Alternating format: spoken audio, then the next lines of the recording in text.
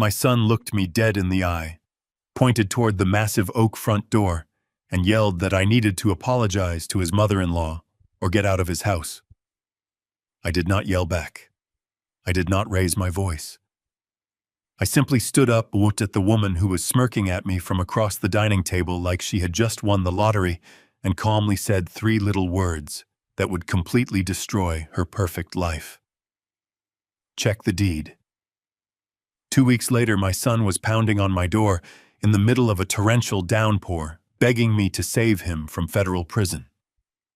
But to understand how a father could leave his own flesh and blood standing out in the storm, you need to know exactly what happened at that dinner table. Before I tell you the rest of this story, do me a favor and let me know in the comments where you are watching from today and what time it is there right now. It means a lot to me to see where my listeners are tuning in from. Hit the like button and subscribe to the channel if you have ever had to teach a hard, painful lesson to someone who mistook your silent generosity for weakness. I am Richard, and I am 70 years old. I built a commercial real estate and construction empire in Chicago from absolutely nothing. 40 years of breathing in drywall dust, pouring concrete in the freezing wind, and negotiating brutal contracts gave me a life of wealth, but it also gave me a pair of permanently calloused, scarred hands. I was always proud of those hands. They built schools, they built high-rises, and they built a life where my son Derek never had to worry about a single thing. He went to the best private schools, graduated with a finance degree, and settled into a comfortable executive job. When he married Brittany, a woman obsessed with status and appearances, I wanted to give them a solid foundation. So I completely funded the $1.8 million down payment for their sprawling $2.5 million mansion in Lincoln Park. I paid for the roof over their heads, the imported Italian leather chairs we were currently sitting on, and the custom granite countertops in the kitchen. But you would never know that by the way I was treated on the night of Derek's 35th birthday dinner. The evening started with a suffocating tension. I was sitting at the end of the long dining table, quietly eating my medium-rare steak, minding my own business. Across from me sat Cynthia, Brittany's mother. Cynthia was 65, a woman who carried herself like old money royalty, but actually lived on a mountain of hidden credit card debt. She wore entirely too much perfume, heavily applied makeup, and a condescending smile that never quite reached her cold eyes. From the moment the appetizers were served, she had been firing subtle, passive-aggressive shots in my direction. I kept my mouth shut, not wanting to ruin my son's birthday. But Cynthia took my silence as an invitation to push harder. She looked across the table, her eyes zeroing in on my hands as I cut my steak.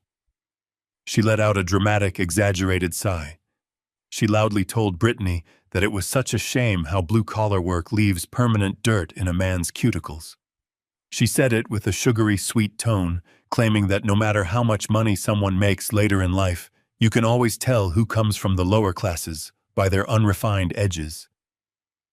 She smiled at Derek, complimenting him on how polished and sophisticated he was, completely ignoring the fact that my unrefined edges had paid for his entire existence. I took a slow sip of my water.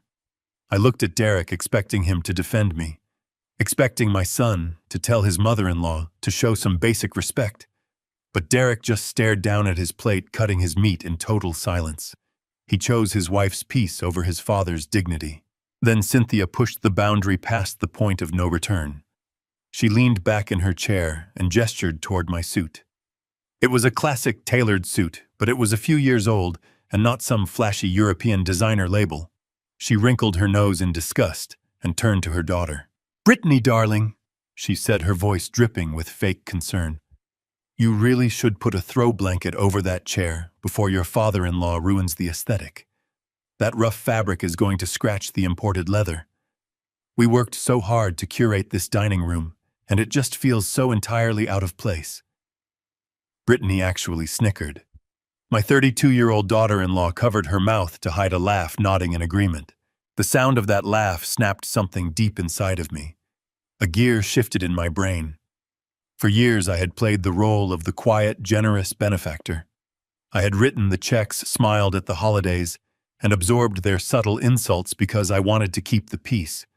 I wanted to be a good father. But sitting there looking at these two arrogant women mocking me in a house that my blood and sweat had purchased, I realized that my generosity had created monsters. I placed my silver fork down on the porcelain plate. The distinct clink echoed loudly in the sudden quiet of the room. I picked up my linen napkin, wiped my mouth, and folded it neatly next to my plate. I looked directly at Cynthia. My gaze dropped to the chair next to her, where she had proudly displayed her handbag. From the moment she walked in, she had made sure everyone noticed her supposedly exclusive, limited edition designer purse. She had bragged about being on a wait list for 2 years to get it. I happen to deal with extremely wealthy commercial clients every single day, and I know exactly what authentic luxury looks like. I leaned forward slightly, resting my calloused hands on the mahogany table. You know, Cynthia? I said, my voice perfectly level and calm. I may not know much about interior design aesthetics, but I do know a thing or two about structural integrity. For instance, the stitching on that purse of yours is completely misaligned on the left seam. The hardware is made of cheap coated brass, not solid palladium. If you are going to sit in my son's house and pretend to be Chicago high society, you should really find a better counterfeit market. That cheap knockoff is embarrassing. The air was completely sucked out of the room. Brittany gasped, her jaw dropping in sheer horror.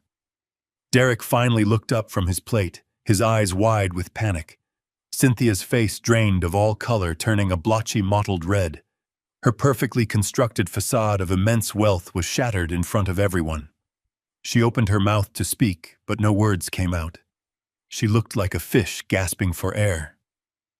Then the theatrics began. Knowing she had been completely exposed, Cynthia resorted to the only weapon she had left.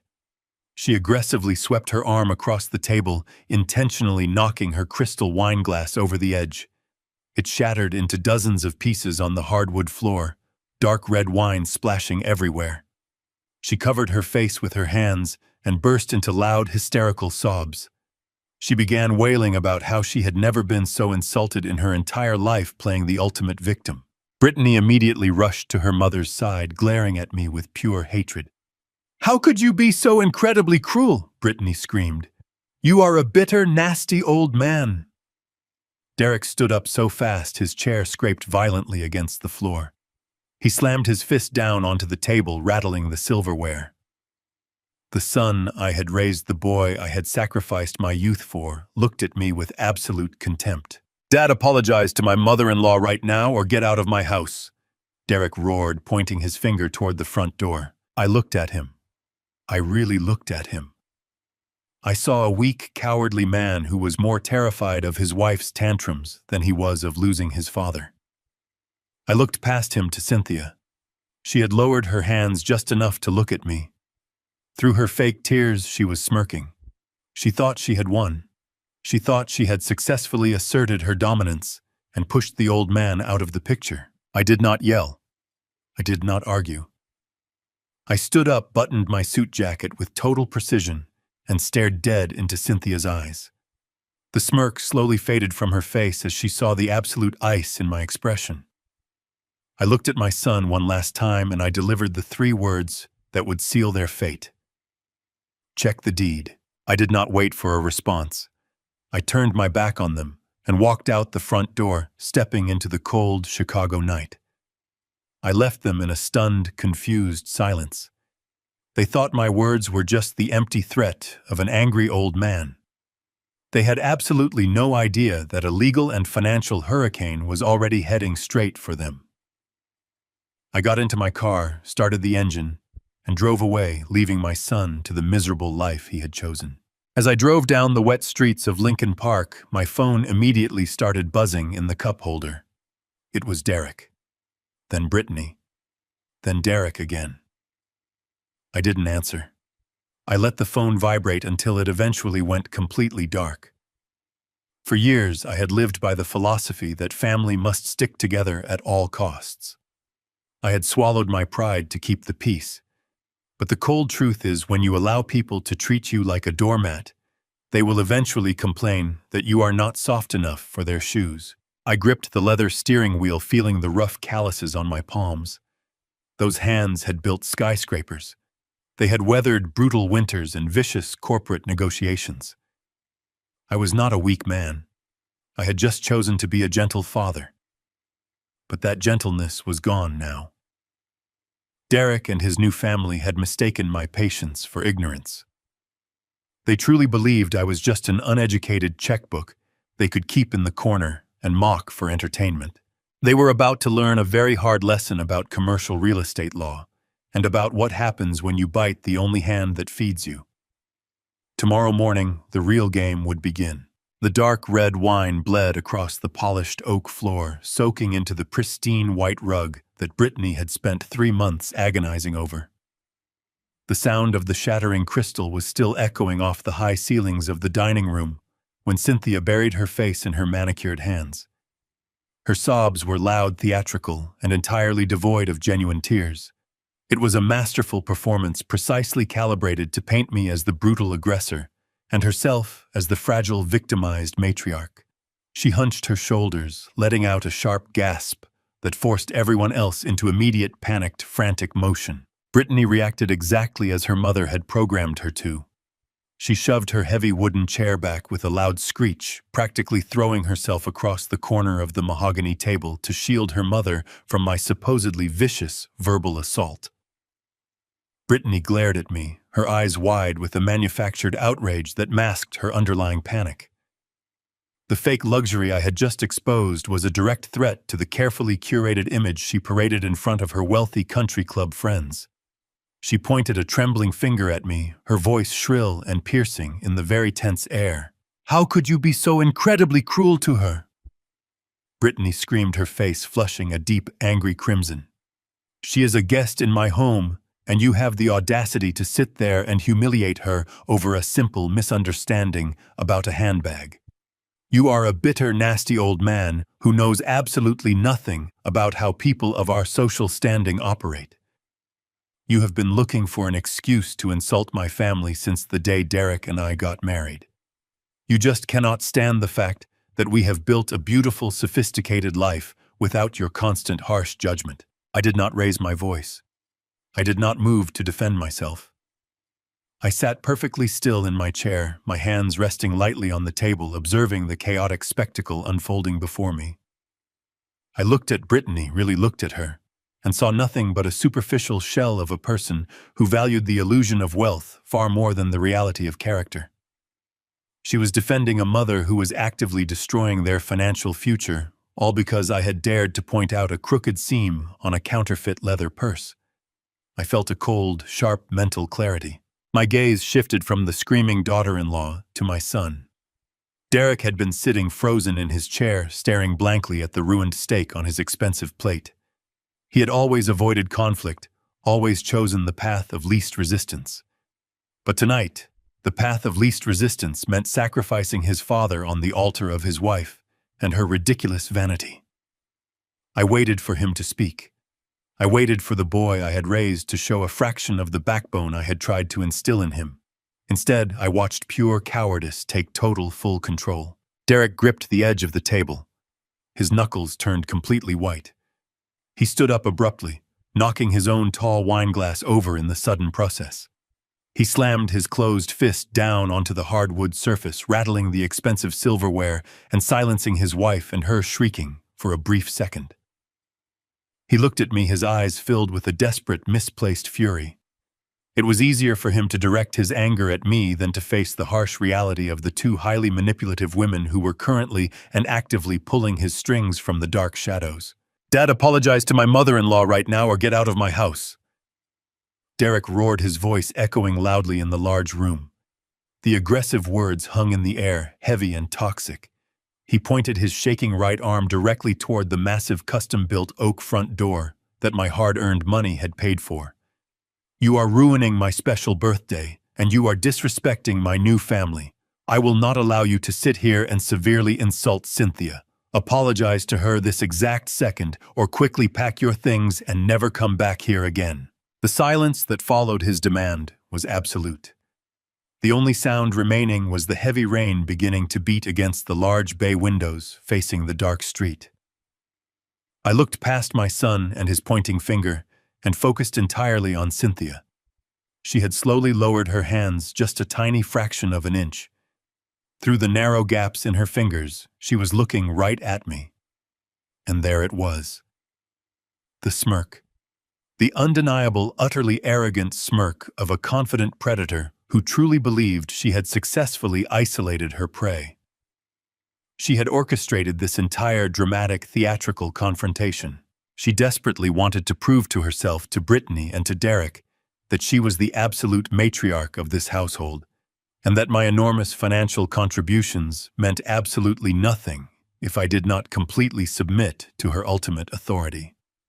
She honestly thought she had won the silent war. She thought she had successfully manipulated my weak son into fully severing ties with his only real source of stability, leaving her completely in full control of the valuable assets I had generously provided. It was a bold, vicious power play executed by a woman with nothing left to lose tonight. I slowly pushed my heavy chair back and confidently stood up to my full height. I am not a small man, and the long decades of intense physical labor had left me with a broad, imposing frame. I did not show any anger. I did not show any sorrow. I showed them exactly what I was. A determined man who had built an entire empire from the rough dirt and who possessed the absolute power to dismantle it just as easily. I reached down and calmly buttoned the front of my tailored suit jacket with deliberate, slow, unhurried, calculated precision. I stepped quickly away from the long table, my leather shoes crunching softly on the scattered shards of broken crystal. I walked deliberately over to the exact spot where Cynthia was sitting in false triumph. I leaned down slightly, bringing my calm face just inches from hers. The smug smirk vanished from her painted lips, instantly, quickly replaced by a sudden, genuine flash of absolute fear. She shrank deep back into her chair, her eyes darting nervously toward Derek for immediate protection. But I did not physically touch her. I simply maintained intense, cold, and entirely unblinking direct eye contact. "Check the deed," I whispered softly, making sure the 3 words carried clearly across the very quiet room. 3 simple words, a tiny, seemingly insignificant phrase that held the immense power of a nuclear bomb. I did not elaborate further. I did not explain the hidden legal traps I had deeply embedded in the complex trust documents, nor did I mention the strict revocation clauses I had carefully constructed 3 years ago. I simply left the heavy words hanging over her head like an invisible guillotine. I turned my back on all 3 of them and confidently walked right away. The morning sun pierced through the floor-to-ceiling windows of my downtown penthouse, casting long, sharp shadows across the hardwood floor. I had not slept much, but I did not feel tired. I felt an immense, overwhelming sense of clarity. For 3 years, I had allowed my son and his wife to treat me as an unlimited bank account, tolerating their thinly veiled disdain to maintain the illusion of a happy family. That illusion was now dead. I sat in my leather armchair, nursing a black coffee, watching the city wake up below me. My phone had remained completely silent since I turned it back on at dawn.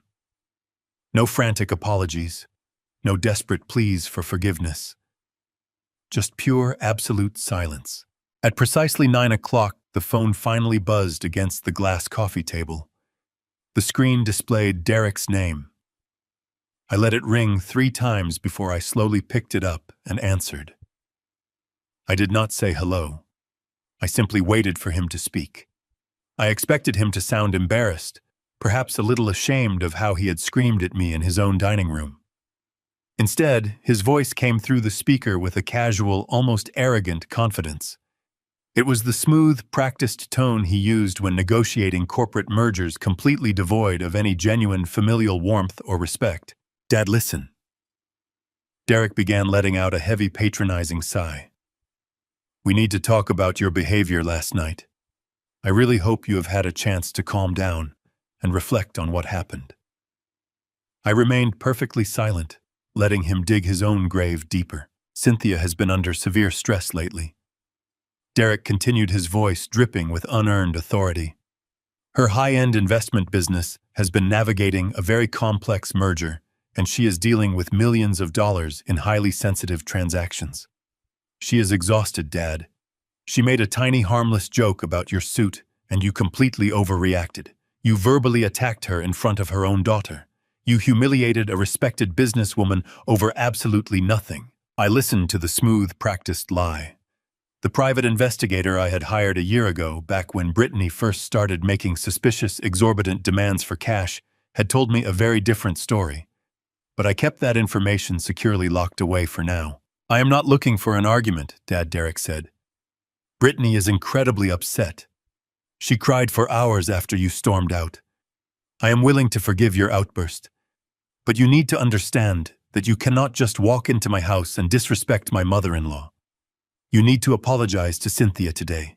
It is the right thing to do for this family. I took a slow sip of my coffee. You want me to apologize to her? I stated, keeping my tone neutral and devoid of any emotion. Yes, I do. Derek replied, clearly emboldened by my apparent lack of resistance. And I also want to address that ridiculous comment you made right before you left. Telling us to check the deed, really, Dad. That was incredibly childish. It sounded like the rambling of an out-of-touch old man who watches too many legal dramas on television. You truly embarrassed yourself last night. He let out a condescending laugh. I am a financial executive, Dad. I handle complex corporate contracts every single day. I know exactly how property law works in the state of Illinois. When you gave us the money for the down payment 3 years ago, that house became our marital property. It belongs entirely to Brittany and me. Your name might have been on some initial paperwork as a formality, but you have no legal power over our home. You cannot just threaten to take away our marital property because your feelings got hurt at a simple dinner party. I closed my eyes, absorbing the sheer magnitude of his ignorance. My son had just confidently explained a legal situation he completely misunderstood. He had accepted a $1.8 million financial contribution from his father without ever reading the actual documents he was signing. He had blindly trusted his own assumptions, driven entirely by his towering ego and his wife's endless greed. Instead of correcting him, I decided to play exactly the part he had assigned to me, the out-of-touch, defeated old man.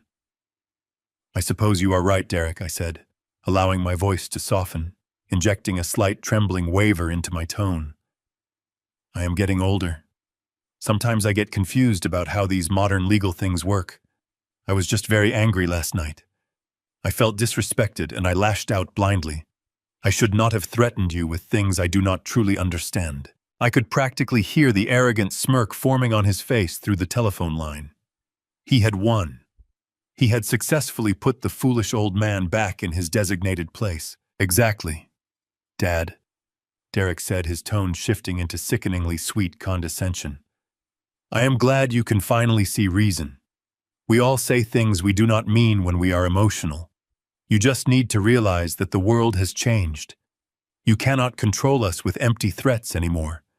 We are independent adults building our own sophisticated life. We appreciate what you did for us in the past, but this is our house now. He paused, clearly waiting for me to fully surrender. So when can Cynthia expect your formal apology? We are hosting a brunch tomorrow afternoon. It would be the perfect time for you to come over, bring a nice bottle of wine, and make things right with her. I will think about it, Derek, I said softly. I just need a little bit of time to process everything. I am very tired today. Take all the time you need, Dad, Derek replied smoothly. Just remember that family is the most important thing. We love you, but we will not tolerate toxic behavior in our marital home. Have a good day. The line went dead. I slowly lowered the phone, placing it flat on the glass table. The quiet hum of the city traffic below filled the massive penthouse. I leaned back in my leather chair and allowed a small, cold smile to touch my lips. Derek was absolutely certain he had secured his grand victory. He was completely convinced that his sprawling Lincoln Park mansion was safe, permanently locked behind the impenetrable wall of marital property laws.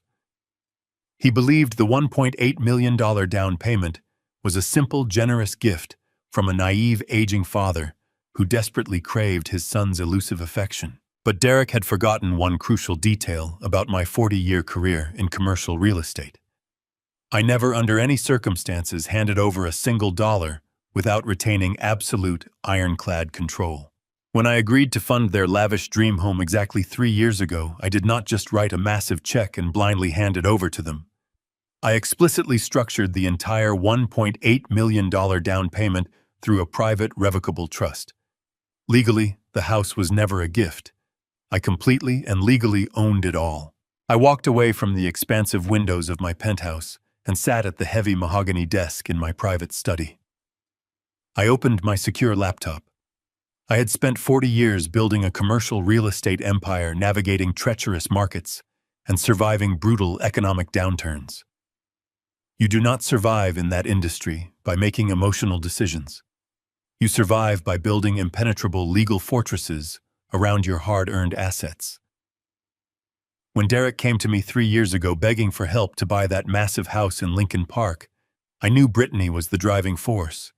She craved the opulent lifestyle her family could never afford. I wanted to help my son, but I was not a fool.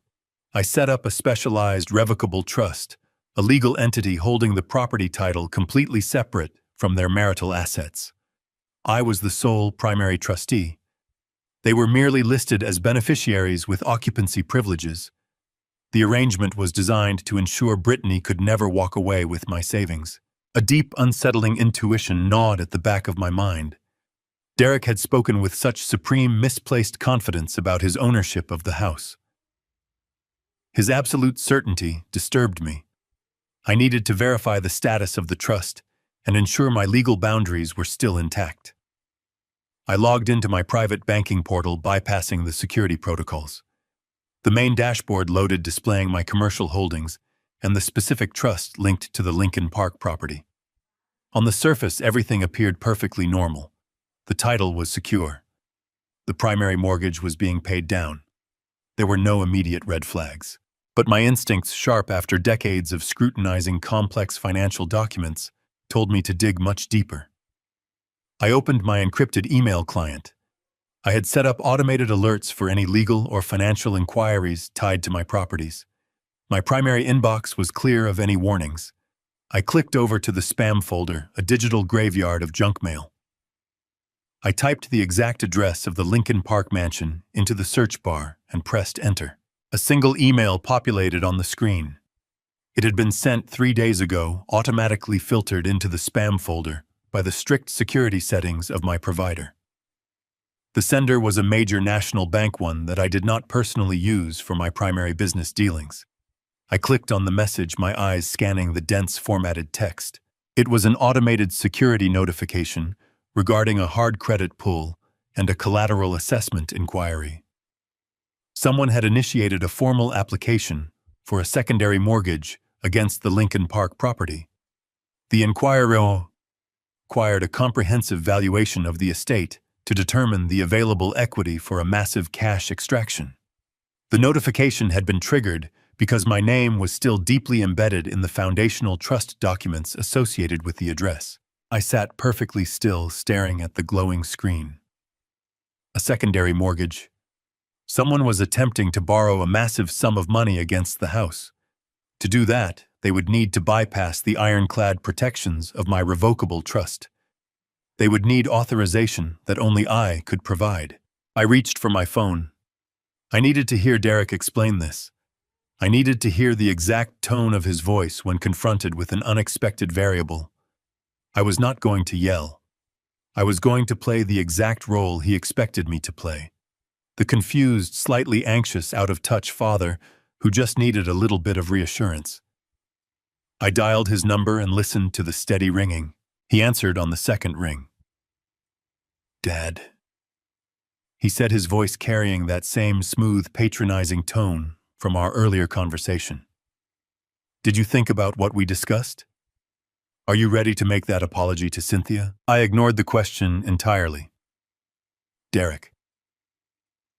"I was just looking through my emails on the computer," I said, making my voice sound hesitant and slightly bewildered.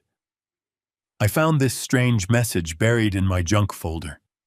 It is from a bank. It says something about a credit inquiry and a collateral assessment on your house. It looks like an application for a secondary mortgage. Do you know anything about this? I am just a little worried about identity theft. You know how these online scammers operate nowadays. There was a brief, microscopic pause on the other end of the line. It was a fraction of a second, but to an experienced negotiator, it was as loud as a siren. It was the sound of a man rapidly calculating his next move. When Derek spoke again, his voice was slick, effortless, and dripping with practiced reassurance. Oh, that. Yes, I know exactly what that is, Dad. There is absolutely nothing to worry about. You do not need to stress yourself out over a simple banking alert. What is it then, I asked, keeping my tone perfectly mild. Brittany has been wanting to do some updates to the house, Derek explained smoothly. She wanted to look into a small $50,000 kitchen renovation loan. We just wanted to explore our financing options and see what the current interest rates were looking like. We initiated a preliminary inquiry, and the bank must have pinged your information by mistake because you are still listed as a secondary contact on some of the old original purchase paperwork. It was just a technical glitch in their automated system, a small kitchen renovation loan. $50,000. I stared at the email on my screen, reading the specific terminology used by the bank's underwriting department. I see, I said slowly. $50,000. For the kitchen. Exactly, Derek replied, his confidence fully restored. You know how Brittany is.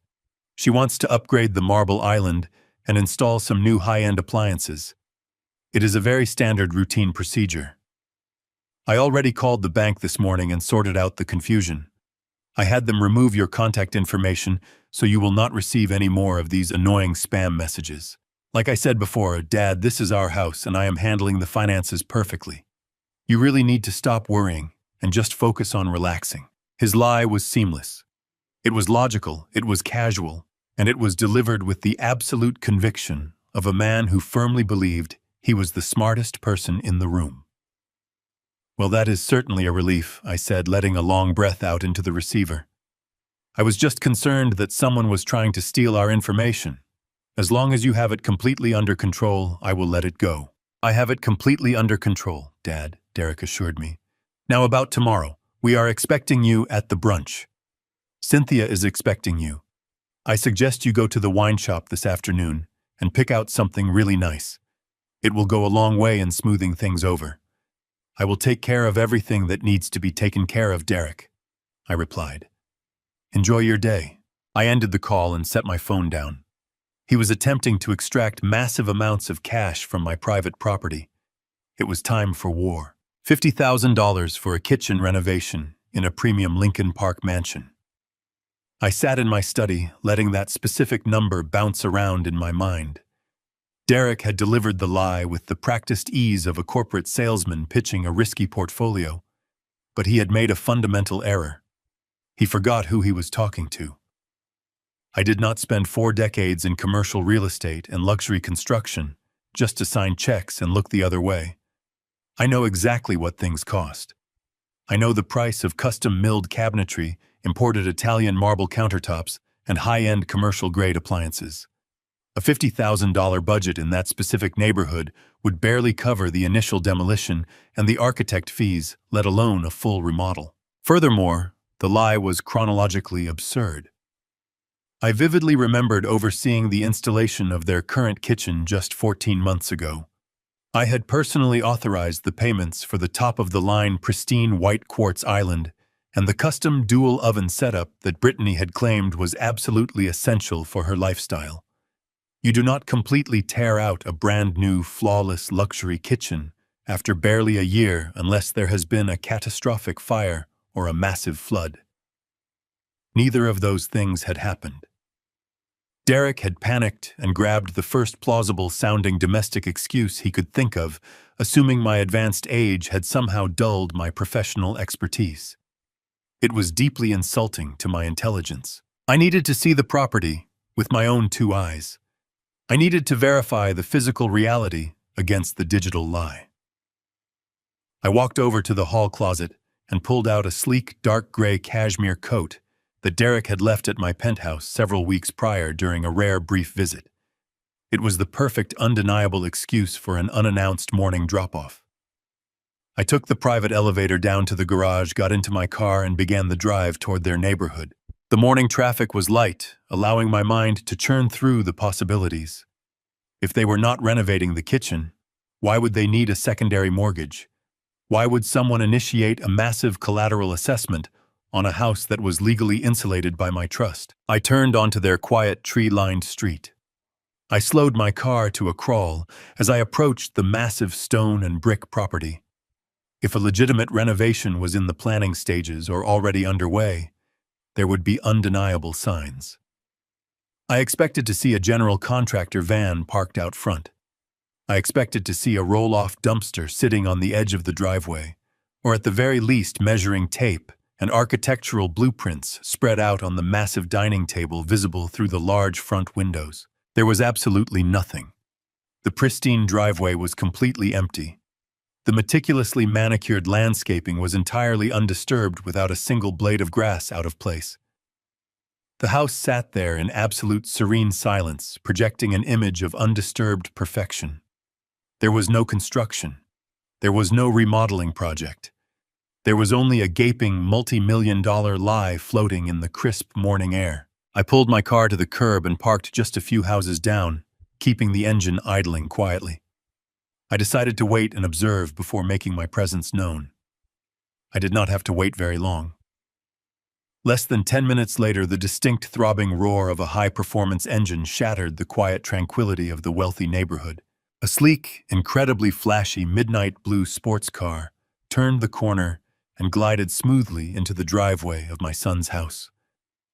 It was a brand-new top-of-the-line Porsche fresh off the showroom floor, with dealer tags still perfectly displayed in the tinted rear window. I watched closely as the driver's side door swung open.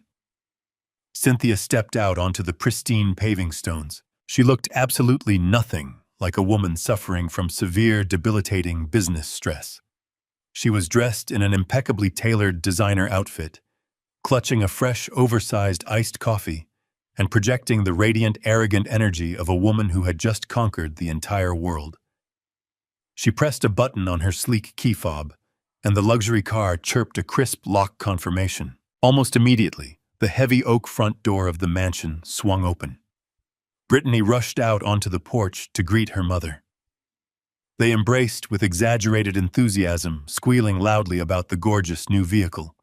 As Brittany reached out to affectionately touch the shiny hood of the sports car, the morning sunlight caught something wrapped tightly around her left wrist. Even from my vantage point, a few houses away, the blinding, unmistakable sparkle of the timepiece was glaring.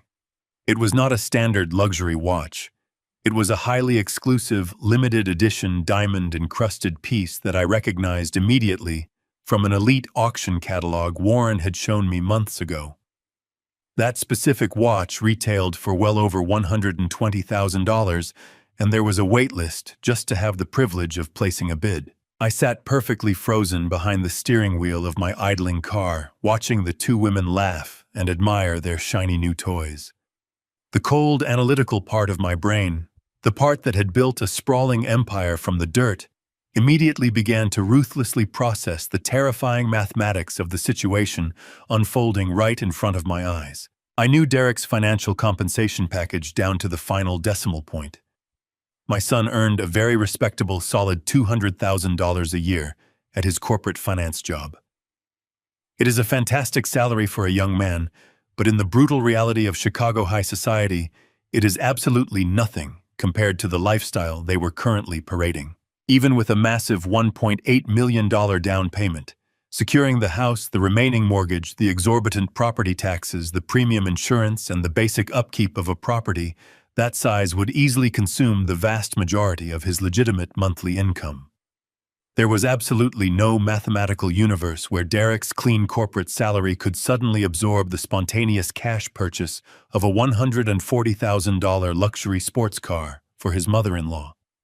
There was no logical explanation for how he could effortlessly drop another 6 figures on a diamond-encrusted designer watch for his wife on a random Tuesday morning. The numbers did not just fail to add up. They completely and catastrophically collided with basic financial reality. You do not finance that level of spontaneous, aggressive luxury on a middle management salary without leaving a massive, undeniable paper trail of catastrophic, suffocating debt.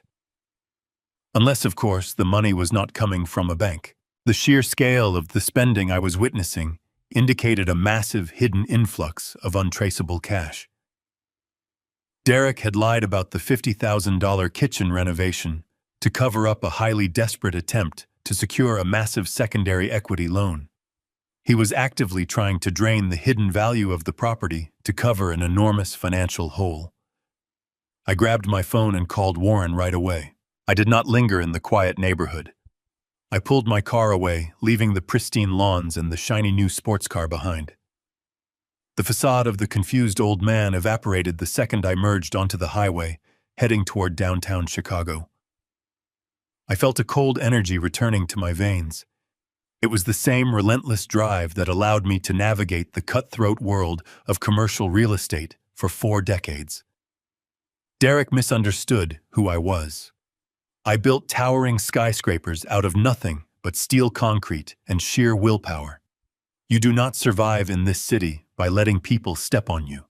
You survive by anticipating their moves and crushing them before they can strike. I navigated the dense traffic, my hands gripping the leather steering wheel with renewed purpose. I drove straight to the financial district, pulling into the underground garage of a glass high-rise. This was the headquarters of my corporate attorney, Warren. Warren was a shark in a tailored suit. He possessed a surgical legal mind and an absolute lack of mercy for anyone who crossed his clients. We fought countless legal battles together, and I trusted him implicitly. I bypassed the main reception desk and walked directly into his expansive corner office. Warren looked up from his massive desk, immediately recognizing the dark expression on my face.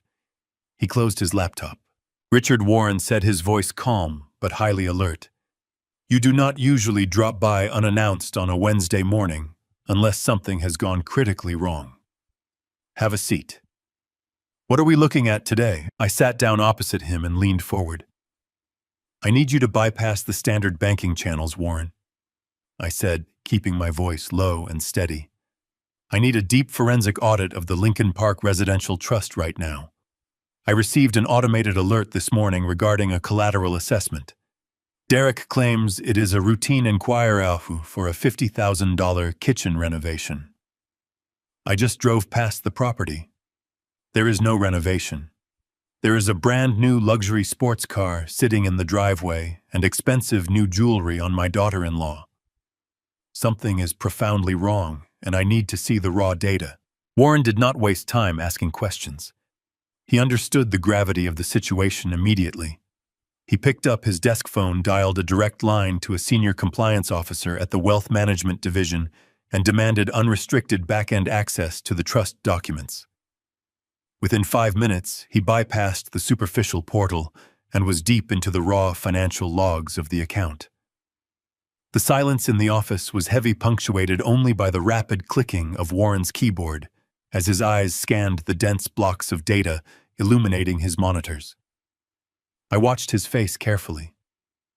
Warren rarely showed emotion, but I saw a distinct tightening of his jaw as he read the screen.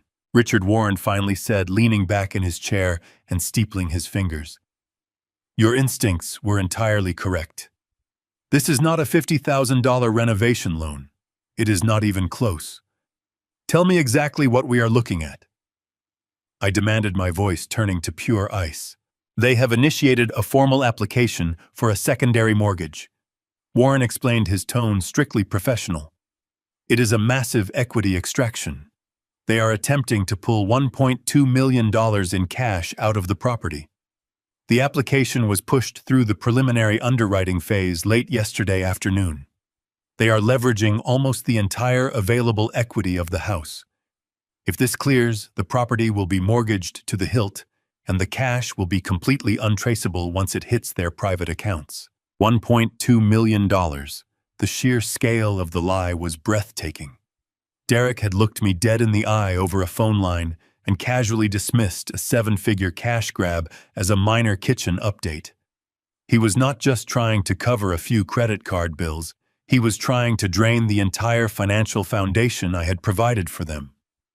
But the amount of the loan was not the most disturbing part of the revelation. It was the mechanics of how the application had advanced this far. How is this remotely possible? Warren, I asked, feeling a cold knot form in my stomach. You and I structured that revocable trust to prevent exactly this kind of disastrous financial maneuvering. The trust explicitly requires my physical signature and a dual authentication process for any major structural modifications or equity loans. Derek cannot authorize a $1 million withdrawal on his own. The bank would never clear the preliminary underwriting without the primary trustee signing off on the collateral assessment. Warren turned his monitor so I could see the screen clearly. He highlighted a specific section of the digital ledger with his cursor. That is exactly what I am looking at right now, he said quietly. Someone did authorize it, Richard. The security protocols were completely bypassed. I stared directly at the glowing computer screen, my eyes rapidly tracing the complex lines of legal and financial jargon. I do not understand, I said, my voice barely above a whisper. Who exactly authorized it? Warren pulled up a secondary document. It was a digital modification log time-stamped exactly 90 days ago. He looked at me, his expression grave. 3 months ago, a legal amendment was filed and approved within the trust framework. Warren said, his voice heavy. The document officially modified the administrative structure of the account. Your son did not just apply for a loan. He used his credentials as a financial executive to navigate the backdoor loopholes of the wealth management system. He successfully filed a notarized petition to add a secondary co-trustee to the account, granting them independent power to authorize massive financial maneuvers without requiring your direct approval. I felt the room begin to spin slightly. A co-trustee. I asked, the terrible reality slowly beginning to dawn on me. Who did he add? Warren pointed at the bold digital print on the screen. He added Cynthia. She has been a legal TO trustee on the property for 90 days. She officially authorized the $1.2 million equity extraction yesterday afternoon. The magnitude of the betrayal washed over me. My own flesh and blood had systematically dismantled the secure walls I built to protect his future. He handed the keys to my financial kingdom directly over to the very woman who humiliated me at dinner. Cynthia was not just a vain houseguest making cruel jokes. She was a calculating infiltrator who had burrowed into my hard-earned assets. Derek had sacrificed my legacy to fund her delusions of grandeur.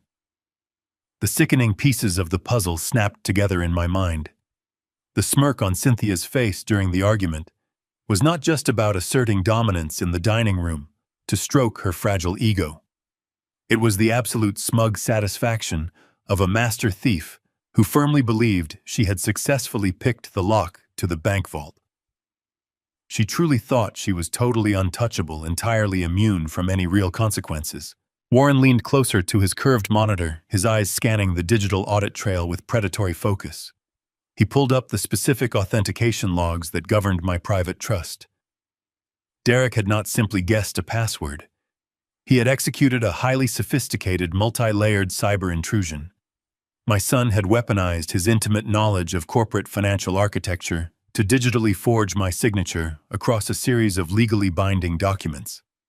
He manipulated the back-end authorization protocols of the wealth management portal, creating a seamless trail of fake electronic approvals. It was a chilling display of white-collar fraud perpetrated by the boy I had raised. He used a proprietary encryption key simulator, Warren said. This is not the work of an amateur looking for a quick cash grab. It is a systematic breach of a secure financial institution. Derek bypassed the biometric verification algorithms by routing requests through a ghost server that mimicked your business IP address. He made it look exactly as if you were sitting in your penthouse, happily signing away your legal rights to his mother-in-law. I sat in the leather chair, feeling a strange, freezing calmness wash over my body. The initial shock of betrayal was rapidly burning away, replaced by pure clarity. My son had crossed a line from selfish entitlement into felony financial fraud. He actively conspired to steal from me, risking my legacy to fund a life of unearned luxury for two relentlessly greedy women. Warren swiveled his chair to face me directly. "Richard, we need to end this right now," he stated. "We have a clear digital footprint of felony wire fraud and identity theft. I need to call the Federal Bureau of Investigation immediately. We freeze the trust lock down all associated accounts and let the federal prosecutors tear Derek and Cynthia apart. They will be facing a decade in federal prison for this manipulation." I looked at Warren processing his logical legal strategy. It was the standard protocol for a corporate breach. But this was not a standard breach. This was my family. A swift legal strike would only address the surface of the infection. "No," I said, my voice devoid of hesitation. "Do not make a single phone call to the authorities, Warren. Do not alert the bank. Do not trigger any internal security warnings. We are going to leave the trap perfectly intact." Warren stared at me, his brow furrowed in professional concern. "Richard, you are exposing yourself to catastrophic financial liability. If that secondary mortgage clears underwriting and they extract $1.2 million in untraceable cash, you will have a massive legal nightmare trying to recover those funds. They are actively stealing from you at this exact second. If we strike right now, they will immediately panic and hide whatever money they have already stolen," I explained. "Derek knows the banking system better than the federal agents do. If he senses a threat, he will funnel the cash through offshore accounts and bury the evidence behind shell companies. He will hire high-priced defense attorneys, and they will drag this out in the courts for years, claiming it was a simple familial misunderstanding about trust access. I do not want a messy legal battle. I want to see how deep this rot goes. I want to know exactly what they are spending my money on, who else is involved, and how far they are willing to push this criminal enterprise. I want them to build their own gallows," I corrected him. "Derek and Cynthia believe they are infinitely smarter than I am. They believe they successfully marginalized an aging man. We are going to let them operate under that exact assumption. We are going to let them feel completely invincible." I pulled out my phone and scrolled past the corporate lawyers until I found the name I needed. It was an elite private investigator I had retained a decade ago to dismantle a corrupt construction syndicate. He was a phantom who specialized in invisible surveillance and forensic financial tracking. He did not ask questions. He simply delivered devastating results. I dialed the number, and he answered immediately. "I have a new target for you," I said. "Her name is Cynthia, and she currently resides in a Lincoln Park property under my name. I want a strict 24-hour invisible surveillance net thrown over her entire life. I want to know where she drives that sports car. I want to know who she meets for lunch. I want every single credit card transaction, wire transfer, and bank deposit documented. She operates an investment business that I suspect is a front for financial fraud. Dig into her corporate filings. Find all the hidden money for me. Do not ever let her out of your sight for a single second." I ended the call and looked back at Warren. "Monitor the trust back end constantly," I instructed. "Let the $1.2 million secondary mortgage application proceed through the standard underwriting process. Do not block it. Let them believe the cash is coming. But set up a secondary silent hold on the final wire transfer. The moment the bank attempts to disperse those funds into Derek's private account, intercept the wire and freeze the capital internally." Warren nodded slowly, a predatory smile finally touching the corners of his mouth. He understood the elegance of the trap. We would let them celebrate their fake victory right up until the final crushing moment of absolute ruin. Over the next 48 hours, I executed my part of the facade with absolute chilling perfection. I returned to my penthouse and completely ignored the outside world. My phone buzzed constantly with incoming text messages and voicemails from Derek. He was trying to manage the situation, trying to control the narrative. He sent me long, patronizing messages, assuring me that the small $50,000 kitchen loan was being handled, and repeatedly demanding that I apologize to his mother-in-law to restore the peace. I did not answer a single call. I did not reply to a single message. I played the role of the stubborn, sulking, defeated old man perfectly. I let Derek believe that my silence was born out of embarrassment and petty anger. I let him believe that I was sitting alone in my high-rise, quietly accepting my forced irrelevance while he forcefully grabbed control of his sophisticated, wealthy life. Every text solidified my cold resolve. He thought he was managing a difficult father. He had no idea he was communicating with an apex predator waiting in the tall grass. The investigator began sending reports late on the second night. The findings were more damning than I anticipated. Cynthia was not just buying luxury sports cars. She was funneling massive, untraceable capital into a web of shell corporations. My own son had chained his future to a woman operating a criminal syndicate out of my property. Their perfect illusion was about to be violently shattered. The encrypted notification chimed on my secure laptop at exactly 11 o'clock that night.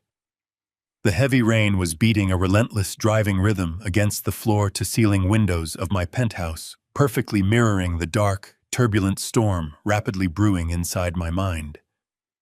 I opened the digital Dropbox my private investigator had established. The sheer volume of data he had managed to accumulate in a mere 48 hours was absolutely staggering.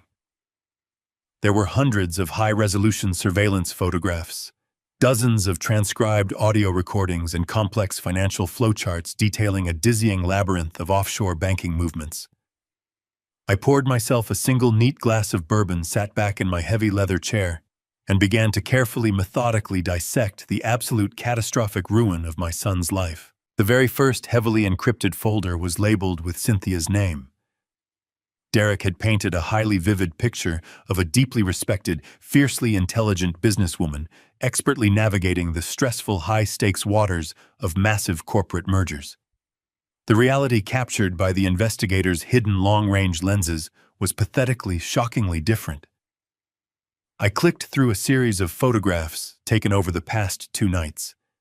They did not show Cynthia commanding wealthy corporate boardrooms or dining with elite, powerful venture capitalists. Instead, they meticulously documented her slipping through the unmarked, rusted steel doors of illegal underground gambling dens located deep within the city's abandoned industrial district. She was captured sitting at dimly lit, smoke-filled, high-stakes baccarat tables. Her face was drawn haggard and completely stripped of the arrogant, flawless glamour she always paraded in my presence. She looked exactly like what she truly was, a desperate, chronic, spiraling gambling addict who had entirely lost control of her fabricated reality. I opened the accompanying forensic financial dossier. The elite investigator had successfully breached her personal banking records, tracing the dark origin of the massive capital she threw around so carelessly to maintain her wealthy illusion. Cynthia was completely drowning in a suffocating, inescapable ocean of toxic debt. She owed millions of dollars to a highly organized, deeply ruthless underground criminal syndicate. These were not the kind of forgiving corporate creditors who sent polite collection letters or filed standard civil lawsuits. They were violent shadow market loan sharks who demanded immediate, aggressive, punishing repayment. The severe, debilitating business stress Derek had tried to use as a convenient excuse for her horrific, humiliating behavior at my dinner party had absolutely nothing to do with legitimate commercial transactions. It was the terrifying, crushing physical pressure of violent men actively closing in on her. The investigative report transitioned from her catastrophic gambling addiction to her supposed professional life. The elite real estate investment firm she constantly bragged about, the one she aggressively used to establish total dominance over Brittany and Derek, was nothing but a hollow, entirely fabricated shell. Cynthia had meticulously constructed a classic textbook Ponzi scheme. She had spent the last 3 years aggressively soliciting massive 6-figure investments from the gullible, wealthy members of Brittany's exclusive country club, promising them impossible, guaranteed double-digit returns on phantom commercial property developments. She was not investing a single dime of their hard-earned money. She was simply taking the fresh capital from new, unsuspecting investors and funneling it directly into the deep pockets of the underground syndicate to keep her violent creditors at bay. It was a desperate, rapidly collapsing financial house of cards, and the final, devastating collapse was utterly imminent. A brief, foolish wave of paternal pity washed over me for my son. I briefly entertained the desperate, comforting hope that Derek was merely an innocent, naive victim in this massive criminal conspiracy. I deeply wanted to believe that his formidable, manipulative mother-in-law had completely blinded him with her superficial charm, using his trusting, generous nature to silently orchestrate her massive fraud from the comfort of his own basement. I desperately wanted to believe he was just a foolish, misguided boy who had unfortunately married into a deeply toxic, fiercely predatory family.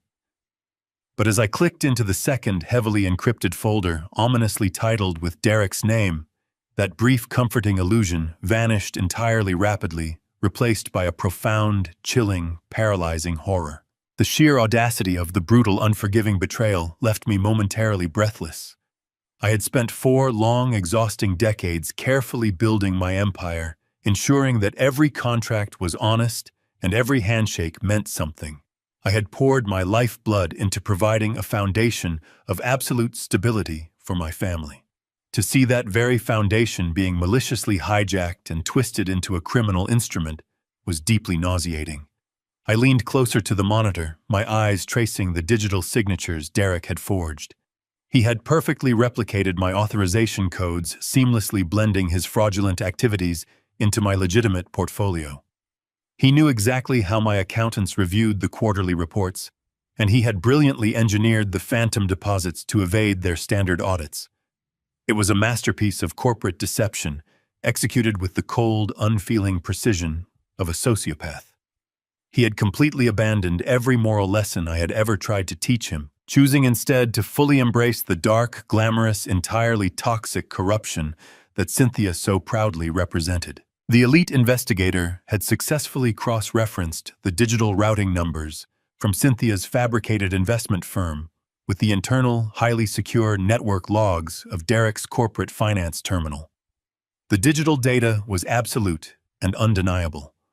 My son was not an innocent, clueless bystander. He was not a naive, trusting victim accidentally caught in the dangerous crossfire of his mother-in-law's crippling, violent addiction. Derek was the meticulous, calculating, brilliant financial architect of the entire criminal enterprise. He had weaponized his advanced business degrees and his high-level corporate security clearance to build the complex digital washing machine that Cynthia desperately needed to survive. He was actively, aggressively, and knowingly hiding her massive piles of dirty, stolen money. I studied the complex flowcharts detailing how the illicit funds were being moved. Derek was taking massive cash deposits from the crumbling Ponzi scheme and systematically breaking them down into untraceable microtransactions. He routed them through a dizzying array of international shell companies, slowly cleaning the dirty capital before filtering it back into the domestic banking system. But what truly froze the blood in my veins, what made my heart hammer painfully against my ribs, was the final destination of those laundered funds. He was actively using my immaculate 40-year reputation in the commercial real estate industry to completely legitimize the stolen criminal capital. He was aggressively using the pristine, untouchable financial standing of my private revocable trust as the ultimate impenetrable shield. Derek was funneling the newly cleaned money directly into the operating accounts of the Lincoln Park property, falsely and illegally classifying the illicit criminal funds as legitimate capital gains generated from my lifelong, honest business investments. The massive $1.2 million secondary mortgage application was not just a simple, greedy theft to buy luxury cars. It was a coordinated maneuver to legally extract cash to pay the syndicate. They had actively, calculatingly set me up to be the absolute perfect scapegoat when the federal authorities inevitably unraveled the sprawling fraud. I sat in the dim light of my private study, staring at the digital evidence of my son's ultimate betrayal. The horrifying reality washed over me, stripping away the final shreds of paternal instinct. Derek was not just a foolish young man trying to please a demanding wife and a toxic mother-in-law. He was a willing, active participant in a catastrophic criminal conspiracy that directly threatened the foundation of my entire life. He was prepared to sacrifice my 40 years of immaculate corporate reputation, my freedom, and my legacy to cover up Cynthia's underground debts and maintain his pathetic illusion of wealth. The sheer magnitude of his calculated malice did not make me angry. It made me entirely emotionally detached. I felt a sudden, profound emptiness where my love for him had once resided. He had made his choice. Now I would make mine. I closed the encrypted surveillance files and called Warren. I instructed him to prepare the legal documentation to execute a total, unilateral financial lockdown. I drove straight back to his downtown corporate office. The morning traffic moved in a blur of gray metal and flashing lights, but my mind was completely still. I navigated the busy streets with the cold precision of an executioner stepping up to the gallows. When I walked into Warren's massive corner office, he already had the thick stack of printed documents waiting on his polished mahogany desk. He looked at me, searching my face for any sign of hesitation, any trace of a father who might suddenly decide to show mercy to his only son. He found absolutely nothing.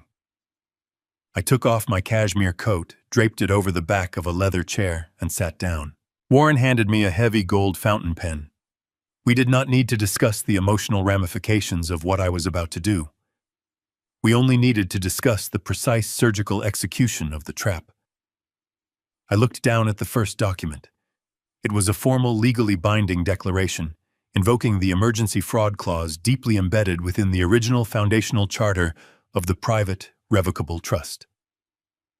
When I established the trust 3 years ago, I insisted on a specialized hidden provision that granted the primary trustee the absolute, unchallengeable right to unilaterally freeze all assets and instantly revoke all secondary authorizations in the event of suspected financial malfeasance.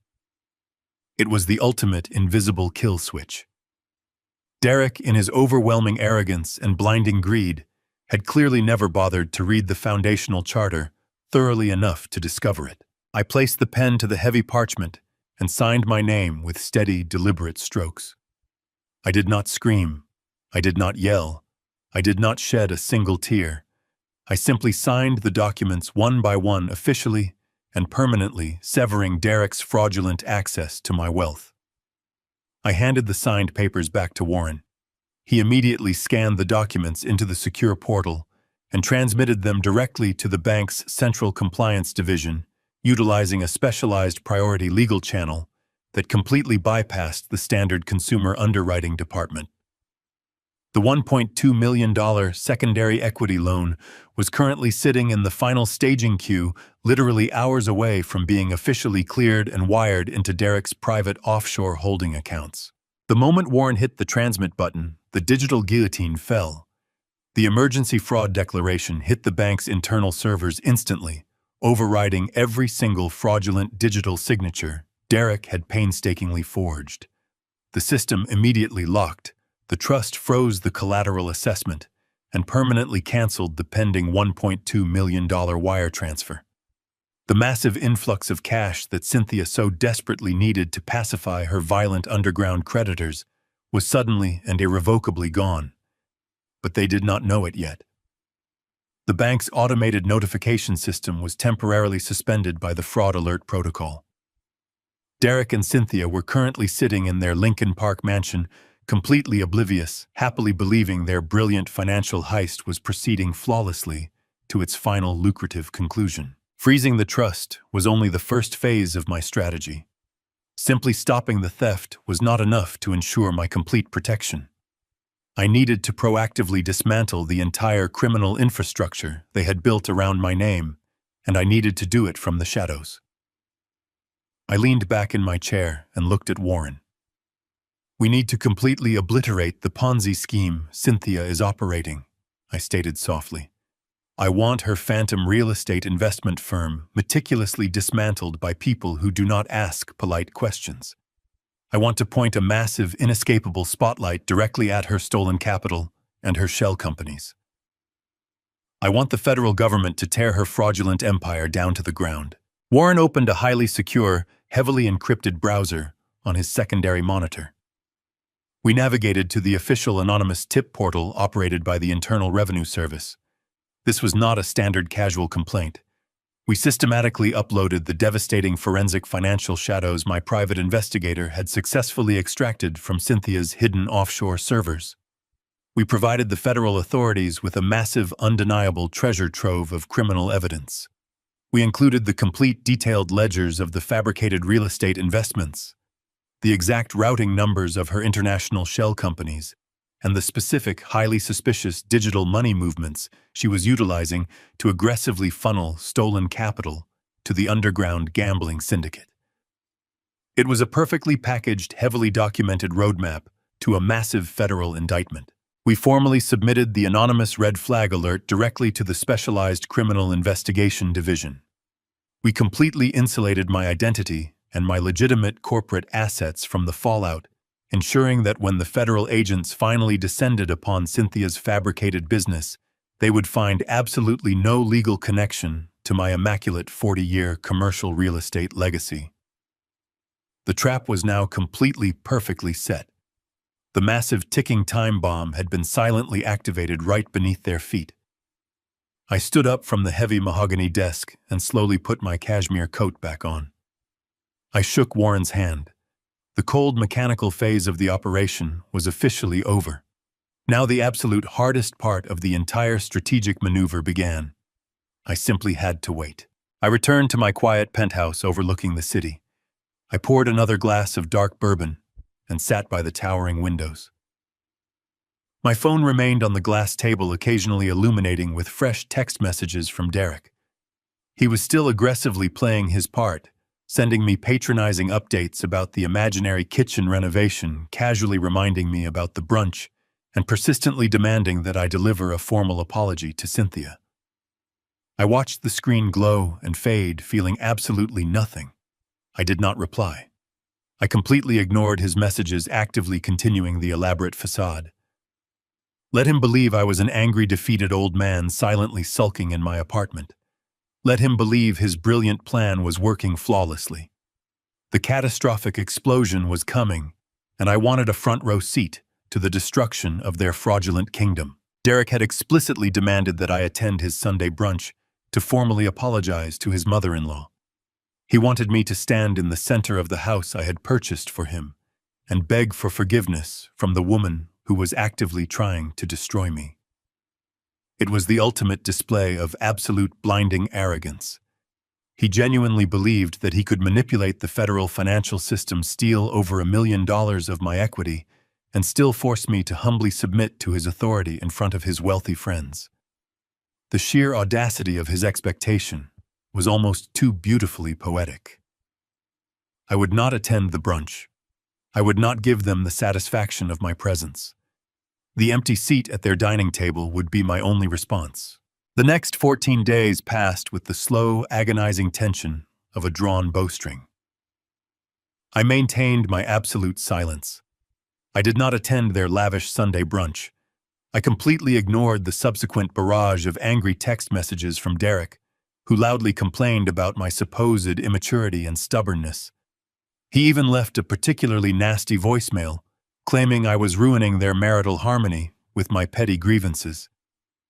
I simply listened to the recording, deleted it, and went back to monitoring the digital traps Warren and I had carefully laid. The secondary mortgage application stalled out in the final underwriting phase just as we planned, trapped in an endless loop of automated security holds that Derek could not bypass. I knew the exact moment the pressure began to crush them. The frantic financial shuffling, the desperate attempts to reroute funds, the sudden realization that their pristine money machine was suddenly inexplicably broken. Exactly 2 weeks after that humiliating dinner, the sky broke open. A massive storm rolled in off the lake, bringing violent winds and heavy sheets of rain that lashed against the glass walls of my penthouse. I was awake, sitting in the dark, watching the city lights blur through the downpour. The antique clock on the mantel chimed a single heavy note. It was exactly 1 a.m. The city below was asleep, but my mind was wide awake, anticipating the inevitable collapse. Then the silence of my apartment was shattered.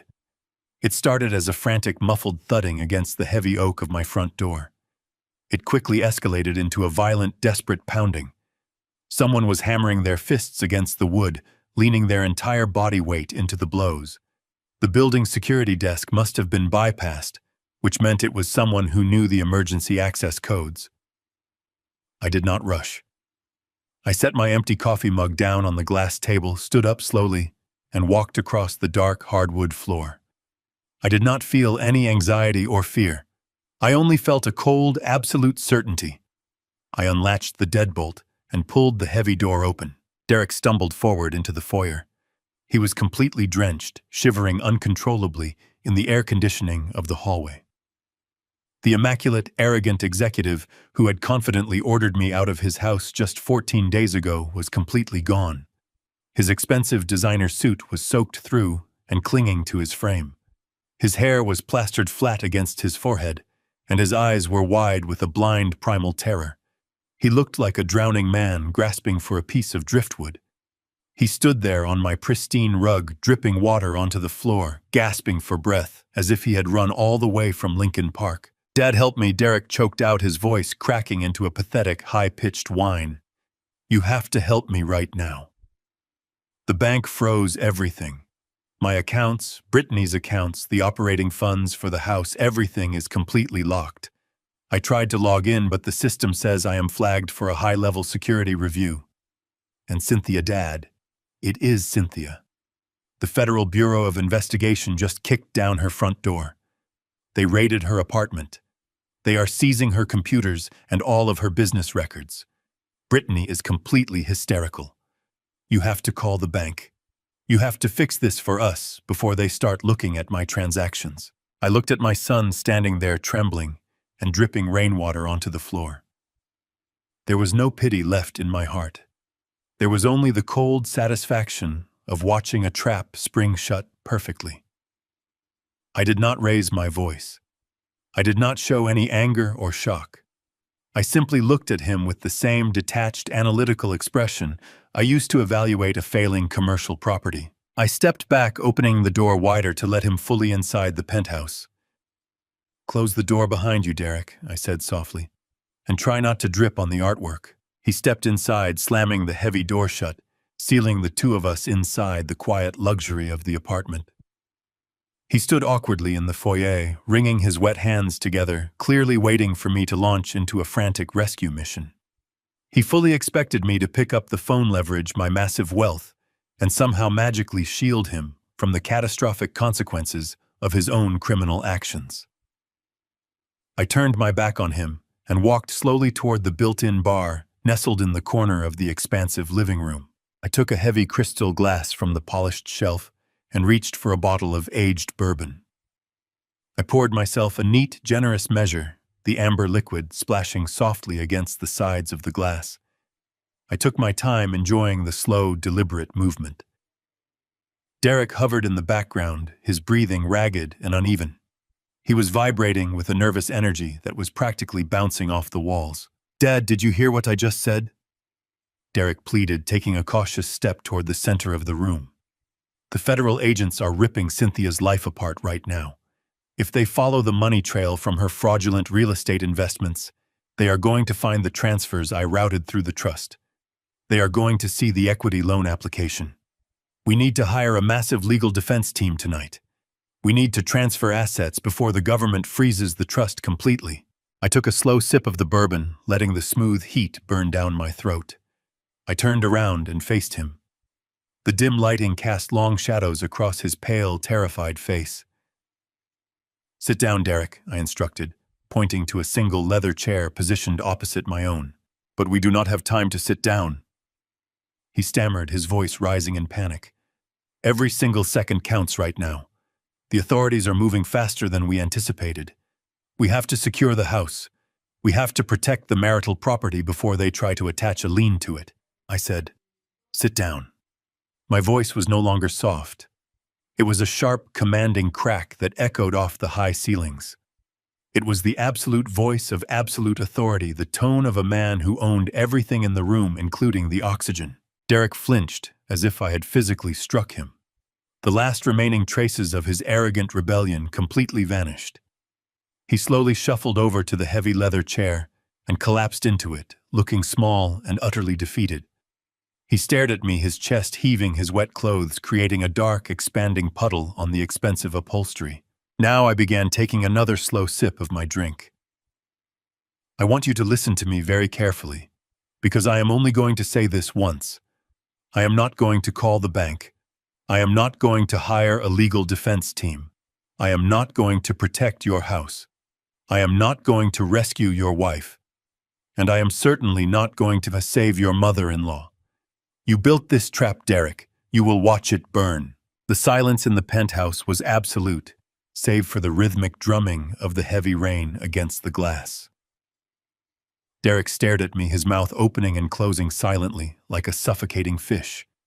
He could not compute the words I had just spoken. For his entire life I had been his ultimate rescuer. Now that net had vanished. He lunged forward, gripping the edge of the glass coffee table. "Dad, you do not understand what is happening here." Derek stammered, his voice rising into a frantic, desperate pitch. "This is just a catastrophic bank error. Their automated systems flagged our accounts by complete mistake. It is a terrible misunderstanding. Cynthia's business is perfectly legitimate, but the federal agents are overly aggressive and they freeze everything first. We just need capital to float us through the investigation. If you wire $5 million into an offshore holding account I set up, we can clear this up. I promise I will pay you back every single cent the moment the audit is finished. You have to believe me, Dad. I am your son." I silently listened to the deeply desperate, insulting lie. Even now, completely cornered and rapidly drowning, he was still actively trying to manipulate me. He was trying to use my paternal love as a weapon to extract more cash. I slowly placed my heavy crystal glass down on the table. I did not raise my voice at all. I did not show a single ounce of the searing fury burning inside my chest. I simply reached down beside my leather chair and picked up the thick black folder my private investigator had delivered earlier. I held it silently for a brief moment, physically feeling the heavy weight of the devastating truth contained within its pages. Then, with a swift motion, I slid the folder across the smooth glass surface. It stopped directly before Derek with a dull thud. "I suggest you open that, Derek," I said softly. Derek looked at the black folder as if it were a venomous snake. He hesitated, his eyes darting between my impassive face and the unmarked cover. With trembling, wet fingers, he slowly lifted the flap and flipped the cover back. The very first page was a high-resolution, crystal-clear photograph of Cynthia. She was not sitting in a corporate boardroom. She was slumped over a baccarat table in a filthy underground gambling den, handing a thick stack of cash to a man covered in gang tattoos. Derek let out a sharp gasp. He quickly flipped to the next page and the next. There were dozens of photographs documenting her crippling addiction and her meetings with violent loan sharks. Then came the financial documents. Derek's eyes widened in unadulterated horror as he recognized the complex flowcharts. They perfectly mapped out the elaborate Ponzi scheme Cynthia had constructed. But more devastatingly, they detailed the exact digital pathways Derek had utilized to launder her stolen money. He saw the printed logs of the phantom corporate accounts, offshore transfers, and microtransactions he thought he had so brilliantly hidden. Finally, he reached the legal section. He stared at the printed security logs from the bank's wealth management portal. He saw the exact dates, times, and corresponding internet protocol addresses documenting his unauthorized access. He saw the digital imprint of his own laptop used to forge my signature and illegally add Cynthia as a co-trustee. The remaining color completely drained from Derek's face. He turned a sickly shade of gray. The arrogant executive swagger, the smooth corporate charm had all vanished in a single instant. He was completely exposed, stripped bare beneath the harsh light of absolute truth. He looked up at me, his eyes wide open with absolute terror. "You see, Derek," I began, my voice slicing through the quiet room like a scalpel. "I am not the confused, clueless old man you and your wife constantly joke about. I spent 4 decades building an empire in an industry filled with predators. You honestly believed you could outsmart me in my own financial house. You truly thought you could use my pristine reputation as a digital washing machine for your mother-in-law's syndicate. Dad, I can explain everything, Derek whispered, his voice trembling so violently he could barely form the words. Explain it to me then, I commanded, leaning forward. Explain how a $50,000 kitchen renovation magically transformed into a $1.2 million secondary equity extraction. Did you really think I would not notice a 7-figure mortgage application attached to my private trust? Did you assume I simply never read my bank statements? I was desperate, Dad. He sobbed, burying his face in his trembling hands. Cynthia was in terrible trouble. The people she owed money to, they were threatening us. They threatened Brittany. They said they would hurt her if we did not pay them back. I had to do something. I had to protect my wife. You did not do this to protect your wife, Derek, I stated coldly, completely rejecting his attempt at generating sympathy. You did this to protect your lifestyle.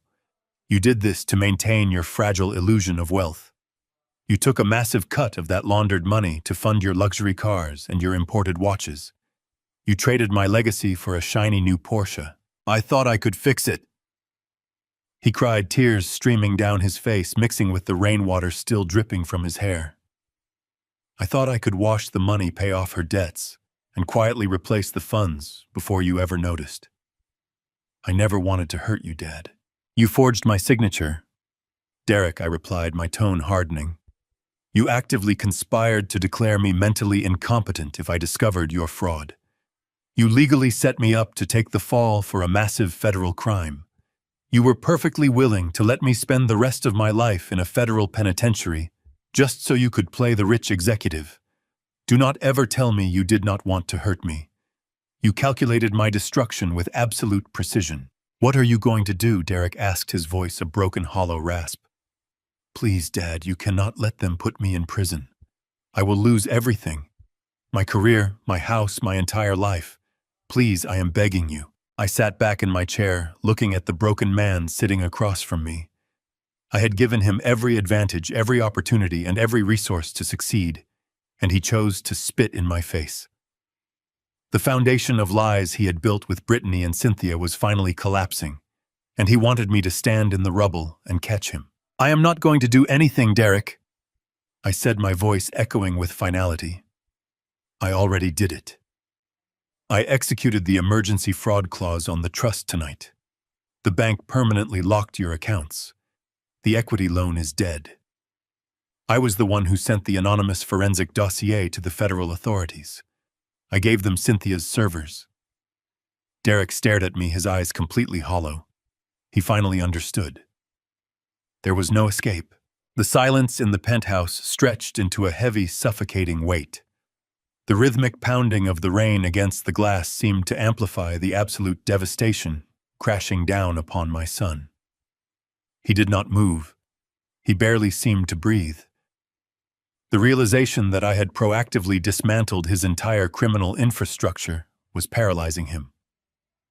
I sat perfectly still, my hands resting calmly on the armrests of my chair, watching the frantic gears of his mind grind to a complete disastrous halt. For years, he had relied on his smooth-talking charm and his polished executive persona to navigate every crisis. He had always believed he could talk his way out of any corner. But there is no negotiating with a digital paper trail of felony fraud, and there is certainly no negotiating with a father who has completely severed his emotional attachments. Derek slowly slumped forward, burying his wet face in his trembling hands. A low, guttural sob tore through his throat, echoing pitifully across the expansive room. It was not the sound of genuine remorse.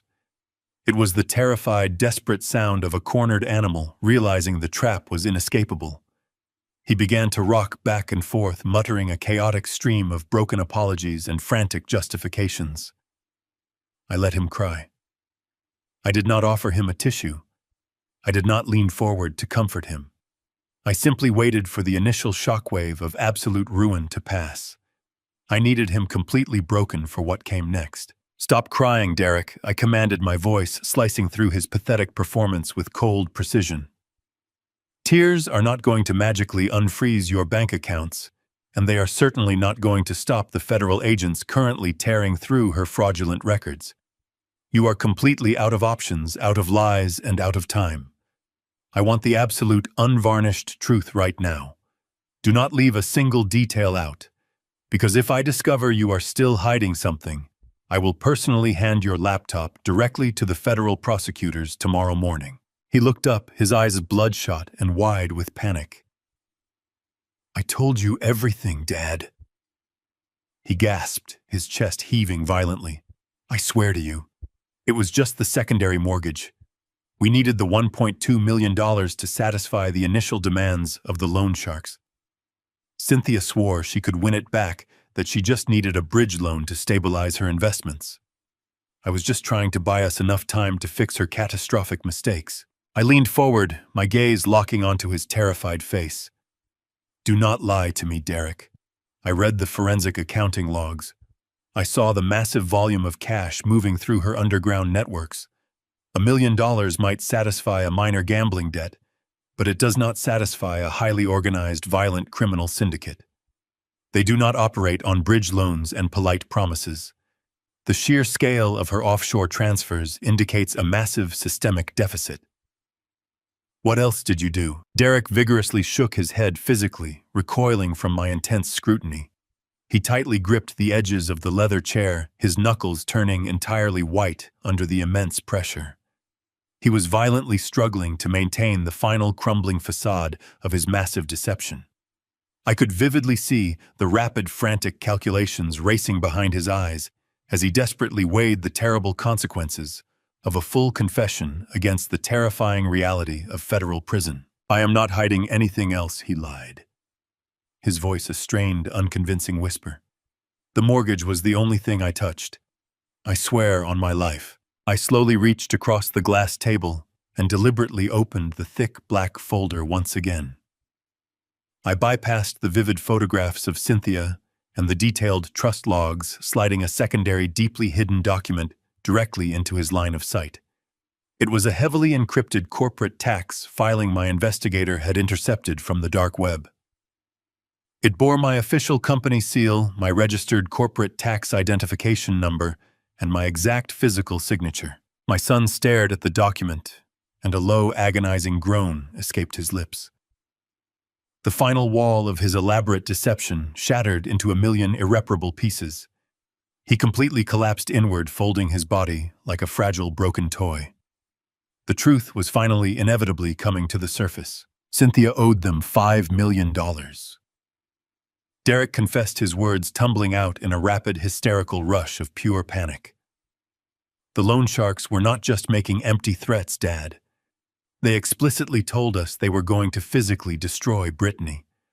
They showed me photographs they had taken of her walking out of the country club. I was absolutely terrified. The $1.2 million from the house equity was never going to be enough to save us. It was merely a small down payment to keep them away from our front door for a few extra days. They demanded absolute ironclad collateral for the remaining balance. They demanded a corporate guarantor to underwrite the entire $5 million illegal loan. I felt a cold, sharp blade of reality pierce through my chest. The horrific magnitude of his betrayal was expanding far beyond simple theft. He had actively mortgaged the entire corporate empire I had spent 4 decades painstakingly building. You used my company, I stated, my voice dropping to a dangerous, deadly whisper. You gave a violent underground syndicate direct access to my corporate tax identification number. I had to do it. Derek sobbed, tears and rain dripping continuously from his chin onto his soaked shirt. They investigated my personal finances and laughed at me. They knew I did not have the capital to back a $5 million shadow loan. They wanted a primary guarantor with impeccable established credit and massive liquid assets. They wanted you, Dad. So I drafted the illegal loan agreements on my secure terminal. I explicitly structured the shadow contracts using your clean sterling corporate reputation to wash the funds. I used a high-definition optical scanner to physically forge your exact signature onto the final guarantee documents. I legally bound your entire company to her massive criminal debts. Why did you structure it as a primary guarantee, Derek? I asked. Analyzing the complex legal mechanics of the fraud. A primary guarantee makes me solely legally responsible for the entire $5 million debt if Cynthia defaults. It makes me the immediate target for both the syndicate and the federal authorities. Tell me the truth, Derek. Why did you set me up to be the primary target? Because I needed a foolproof escape plan, he finally admitted, his voice a broken whimper. I knew the scheme was going to collapse. I intentionally structured the illegal loans so that every single piece of incriminating evidence pointed directly back to you. I knew that if the syndicate came violently collecting, or if the federal agents caught on, they would look at the documents and immediately target the wealthy 70-year-old contractor. They would completely ignore me. I made sure you would take the catastrophic fall. I set it up so you would go to federal prison, leaving Brittany and me completely clean forever. The sheer evil of that statement hung in the air, leaving me to take the fall for his massive criminal enterprise. My own flesh and blood had systematically designed a legal guillotine, placed my neck squarely on the block, and handed the heavy rope directly to a violent underground syndicate. The profound silence in the penthouse was shattered only by the relentless driving rain, violently lashing against the floor-to-ceiling glass windows. Derek stared up at me, his face twisted into a pathetic, wet mask of absolute terror. He realized what he had just admitted out loud. He had finally spoken the dark, unforgivable truth that he had been desperately trying to hide behind his tailored suits and luxury cars. The realization of his complete exposure broke the very last string holding him together. Derek suddenly lunged forward off the edge of the leather chair. He dropped heavily onto his knees, the wet fabric of his ruined trousers slapping loudly against the pristine hardwood floor. He scrambled across the short distance between us and frantically grabbed my legs, wrapping his trembling arms around my calves. He buried his tear-stained face into my knees, sobbing with a loud, ragged, hysterical desperation that was genuinely sickening to witness. "Dad, they are going to kill me," Derek wailed, his voice a frantic, high-pitched shriek. "You do not understand these people. They do not care about the law. They do not care about court dates.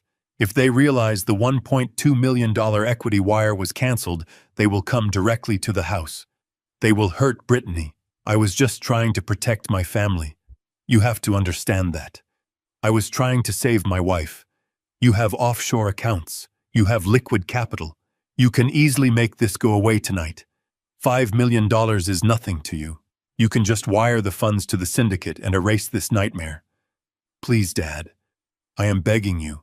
Do not let them murder your only son." I looked down at the top of his soaked head, feeling a profound, icy detachment wash over every single nerve in my body. He was still trying to justify his horrific treason. He was actively trying to frame his calculated felony fraud as a noble, desperate act of husbandly protection, ignoring the fact that his supposed protection involved destroying my life and framing me for a federal crime. He wanted me to open my wallet and pay a $5 million ransom to violent mobsters to save him from the consequences of his catastrophic greed. I shifted my weight and violently kicked my legs backward, forcefully breaking his frantic, pathetic grip. I kicked his hands entirely off me with a sharp, decisive motion. "Get your hands off me!" I commanded, my voice dropping to a low, dangerous growl that resonated through the quiet room. Derek fell backward, sprawling awkwardly across the expensive rug, gasping as if the air had been suddenly sucked out of the room. I stood up slowly from my heavy leather chair. I rose to my full height, straightening my shoulders completely, discarding the frail, accommodating, quiet old man persona I had maintained for the last 14 days. I let him see the ruthless, unyielding commercial real estate titan who had spent 40 years carving a massive, towering empire out of raw dirt, steel, and unforgiving concrete. I projected the terrifying absolute authority of a man who routinely crushed powerful corporate competitors before breakfast. I looked down at him, my eyes narrowing into cold, unforgiving slits. "You dare sit there on my floor and tell me you were just trying to protect your family?" I said each word, striking him like a physical blow. "You systematically invited a violent, predatory underground syndicate directly into our lives to fund your wife's pathetic shopping addiction and your mother-in-law's fake glamorous lifestyle. You actively forged my signature. You intentionally weaponized my corporate tax identification number. You explicitly, meticulously engineered a complex legal trap designed to send me to a federal penitentiary for the rest of my natural life. You were completely willing to let me rot in a concrete cell so you could keep driving a luxury sports car and attending fancy country club dinners." I took a slow, deliberate step toward him, forcing him to scramble further back across the wet rug. "And the audacity of your behavior over the past 2 weeks is what astounds me, Derek. You sat at the head of that dining table in Lincoln Park. You looked me dead in the eyes, and you demanded that I apologize to Cynthia.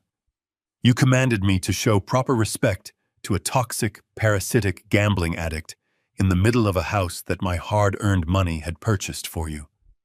You expected me to humbly bow my head and apologize to her while you were simultaneously actively plotting to hand me over to federal prosecutors to completely cover her criminal tracks. You thought you were so brilliantly superior playing the commanding executive while stabbing me in the back." Derek opened his mouth to speak, to offer another pathetic, sniveling excuse, but no words came out. He just stared up at me, completely paralyzed by the sheer crushing weight of the truth. He was finally seeing the absolute monster he had become reflected perfectly in the cold, unforgiving mirror of my complete detachment. I slowly lifted my heavy crystal glass and took the final slow sip of my aged bourbon. The smooth heat coated my throat completely, settling my nerves into a state of absolute, perfect clarity. I lowered the empty glass and stared down at the trembling, ruined man who used to be my son. The time for blind paternal protection was permanently over. The time for absolute brutal accountability had officially arrived. I placed the empty crystal glass onto the smooth surface of the coffee table with a sharp, definitive click. The sound echoed through the silent penthouse, marking the exact moment the final trap was seamlessly, perfectly closed. The entire dynamic of our relationship had completely, irreversibly shifted. He no longer held any power. He no longer possessed any leverage. He was completely at my absolute mercy, and I had absolutely none left to give. I crossed my arms over my chest and looked down at him with an expression of pure, unadulterated ice. "I warned you to be careful, Derek," I stated calmly, the absolute stillness of my voice carrying more terrifying weight than any loud, violent scream ever could. 14 days ago, when you confidently ordered me out of the Lincoln Park house, when you smugly declared that I no longer held any relevant power in your highly sophisticated life, I gave you one very specific, highly important piece of advice. I explicitly warned you to review the original legal documentation. I paused, letting the heavy, suffocating silence stretch out between us for a long, agonizing moment. I watched the frantic confusion slowly morph into a new, entirely different kind of profound terror in his bloodshot eyes. "I told you to check the deed 2 weeks ago," I said softly. "Did you?" Derek's eyes darted wildly around the room, his frantic, sobbing panic coming to a sudden, jarring halt. The sheer terror that had been animating his trembling frame momentarily evaporated completely, replaced by a thick, heavy fog of utter confusion. He stared at me as if I had suddenly begun speaking in an ancient, incomprehensible language. He opened his mouth, closed it, and then swallowed hard. The rain continued to violently lash against the floor-to-ceiling glass windows, throwing sharp, erratic shadows across his pale, soaked face. He slowly pushed himself up from the expensive rug, collapsing back into the leather chair. He wiped the mixture of rainwater and tears from his chin, trying to process the seemingly random question. "The deed to the house," he stammered, his voice weak and raspy. "Why are we talking about the property deed, Dad?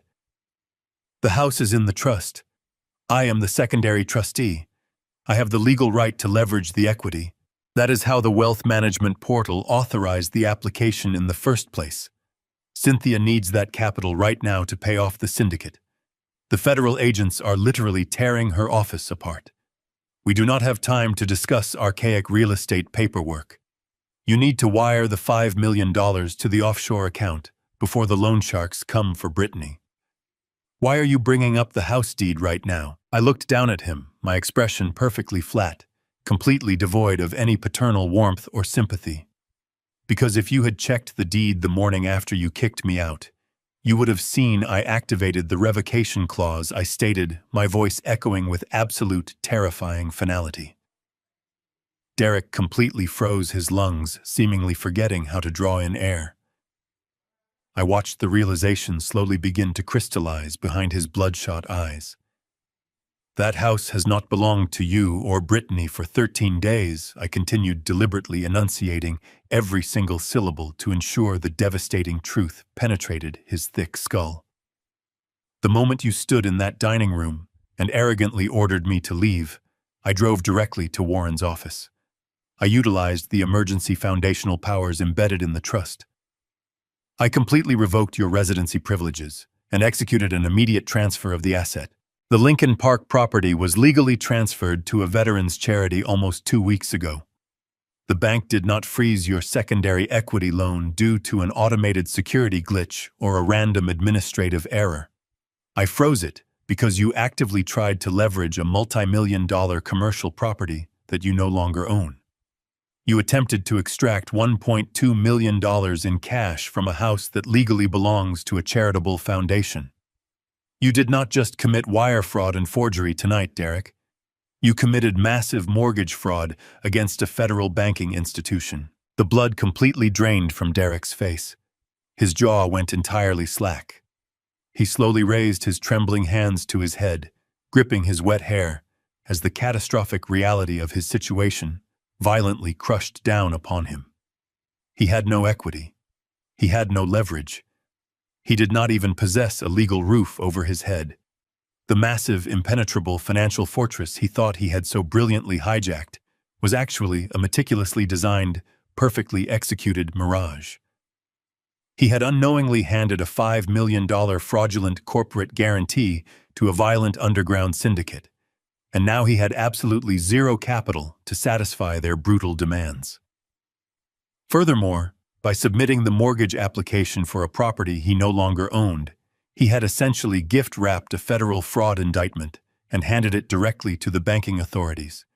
He was trapped between the ruthless violence of the loan sharks and the crushing, inescapable weight of the federal justice system. Oh my God, Derek whispered, his voice cracking into a high-pitched, hysterical wheeze. Oh my God, what have you done to me, Dad? Where are Brittany and I supposed to sleep tonight? The house is gone. The money is gone. The syndicate is going to murder us, and the federal agents are going to lock us in prison. You have destroyed my entire life. You took everything away from me. You have to reverse this. You have to call Warren right now and undo the transfer. I did not destroy your life, Derek, I replied, my voice completely stripped of any remaining emotion. You destroyed it the second you decided my 40 years of honest work was nothing more than a convenient disposable piggy bank for your wife's toxic mother. You destroyed it when you forged my physical signature and handed my corporate tax identification number over to violent criminals. You built a massive illegal house of cards and deliberately positioned me underneath it to take the fall. I simply stepped out of the way and let gravity do exactly what it does best. I am not going to call Warren. I am not going to reverse the charitable transfer. I am not going to wire $5 million to an offshore account to pacify a gang of violent thugs. You are a highly educated, brilliant corporate executive. You claim you are the financial mastermind of your generation. Now is the perfect time to prove it. Figure your own way out of the burning building you intentionally set on fire. Get out of my chair, Derek. Get out of my penthouse and do not ever show your face at my door again. You are no longer my son. You are just a criminal who made a fatal miscalculation. Derek slowly pulled himself up from the leather chair. His entire body was shaking violently, his wet designer suit clinging to his ruined frame. He looked at me one final time, desperately searching for a fleeting glimpse of the loving father he had so callously exploited for years. He found absolutely nothing but cold, impenetrable stone. He stumbled backward toward the foyer, his wet shoes leaving dark, muddy footprints across the immaculate hardwood floor. He reached the heavy oak door, fumbled blindly with the polished brass handle, and dragged it open. The howling wind from the severe storm immediately rushed into the quiet penthouse, bringing the cold, bitter chill of the unforgiving city inside. He stepped out into the brightly lit hallway without looking back, and the heavy door slammed shut behind him with a loud, absolute finality. The deafening silence aggressively returned to the room, interrupted only by the relentless drumming of the rain against the glass windows. I walked slowly over to the dark leather chair, completely ignoring the wet stain Derek had left behind. I picked up my crystal glass, walked back to the built-in mahogany bar, and poured myself another neat measure of the aged bourbon. I had successfully protected my hard-earned legacy. I had ruthlessly severed the toxic infection that threatened to consume everything I had built. The federal authorities would completely dismantle Cynthia's fraudulent empire by morning, and the underground syndicate would collect their brutal debts from the man who forged the guarantee. I stood alone in the quiet penthouse, raising my glass to the dark, stormy city skyline, finally at peace. I stood alone in the quiet penthouse, raising my glass to the dark, stormy city skyline, finally at peace. But my solitude was violently, abruptly shattered. The heavy oak door of my penthouse was suddenly pushed wide open again. Derek had not made it to the elevator. He stumbled back into the pristine foyer, his shoulders slumped in absolute crushing defeat. His physical departure was suddenly interrupted. A sharp, piercing electronic ringtone erupted from the inner pocket of his soaked designer suit jacket. The cheerful, upbeat melody clashed horribly with the thick, suffocating atmosphere of total ruin that filled the room. It was a sound that violently yanked him back from the precipice of his departure. Derek flinched, his trembling wet hand slowly reaching inside his jacket to retrieve the glowing device. He stared down at the illuminated screen as if it were a ticking, explosive device. I did not move from my position near the mahogany bar. I simply watched the paralyzing dread wash over his pale, drawn face. "Who is calling you at this hour, Derek?" I asked, my voice cutting cleanly through the ambient noise of the raging storm outside. He swallowed hard, his Adam's apple bobbing nervously in his throat. "It is Brittany," he whispered, his voice trembling so violently he could barely articulate the syllables. "She is calling me again. She has been trying to reach me for the last 20 minutes. Close the door, Derek," I instructed, my tone carrying the absolute unyielding weight of a direct command. "Step back into the room and answer the phone. And put it on speaker. I want to hear exactly what your loving wife has to say about the catastrophic collapse of her perfectly funded lifestyle." He hesitated for a fraction of a second, but the completely broken shell of the man standing before me possessed absolutely zero capacity for defiance. He numbly pulled the heavy door shut, sealing us back inside the quiet isolation of the penthouse. With visibly shaking fingers, he pressed the glowing green button on the screen and activated the external speaker function. The device immediately erupted with a frantic, piercing shriek that forced Derek to flinch backward. It was not a cry of genuine loving concern for her husband, who had vanished into a severe, dangerous storm in the middle of the night. It was a sound of pure, unadulterated, selfish outrage. "Derek, where the hell are you?" Brittany screamed, her shrill voice echoing sharply off the high ceilings of my living room. Her tone was completely stripped of the sweet, accommodating facade she usually employed. It was sharp, venomous, and entirely hysterical. "I am standing in the middle of a nightmare right now. I just tried to use my platinum card to book a suite at the Four Seasons because the federal agents will not let me back into the house and the transaction was completely declined. Do you hear me? The bank declined my card. They said the account has been frozen for suspicious activity. What is going on with our money?" Derek stood completely paralyzed, his mouth opening and closing without producing a single sound. He looked at me, a pathetic, desperate plea for help swimming in his bloodshot eyes. I simply raised a single eyebrow, offering absolutely no assistance. "Answer me right now!" Derek Brittany demanded, her voice escalating into a frantic, breathless pitch. "The federal agents are literally everywhere. They ripped Cynthia's entire office apart, and then they came straight to our driveway. They brought a tow truck, Derek. They physically chained my brand new Porsche to a flatbed and towed it away. They told me it was being seized as an asset purchased with illicit criminal funds. They are treating me like a common criminal in front of all my neighbors. You promised me you had everything under control. You promised me Cynthia's business was a temporary cash flow problem that you were personally fixing with your father's equity loan. Where is the money you promised me?" Derek slowly brought the phone closer to his face. A single heavy tear mixed with the rainwater clinging to his cheek and dropped silently onto the glowing screen. "Brittany, listen to me very carefully," he choked out, his voice a pathetic, rasping whimper. "There is no money. There is no equity loan. The bank completely locked everything down." "What do you mean there is no money?" she shrieked, the panic in her voice completely masking any semblance of empathy. "You said your father signed the authorization.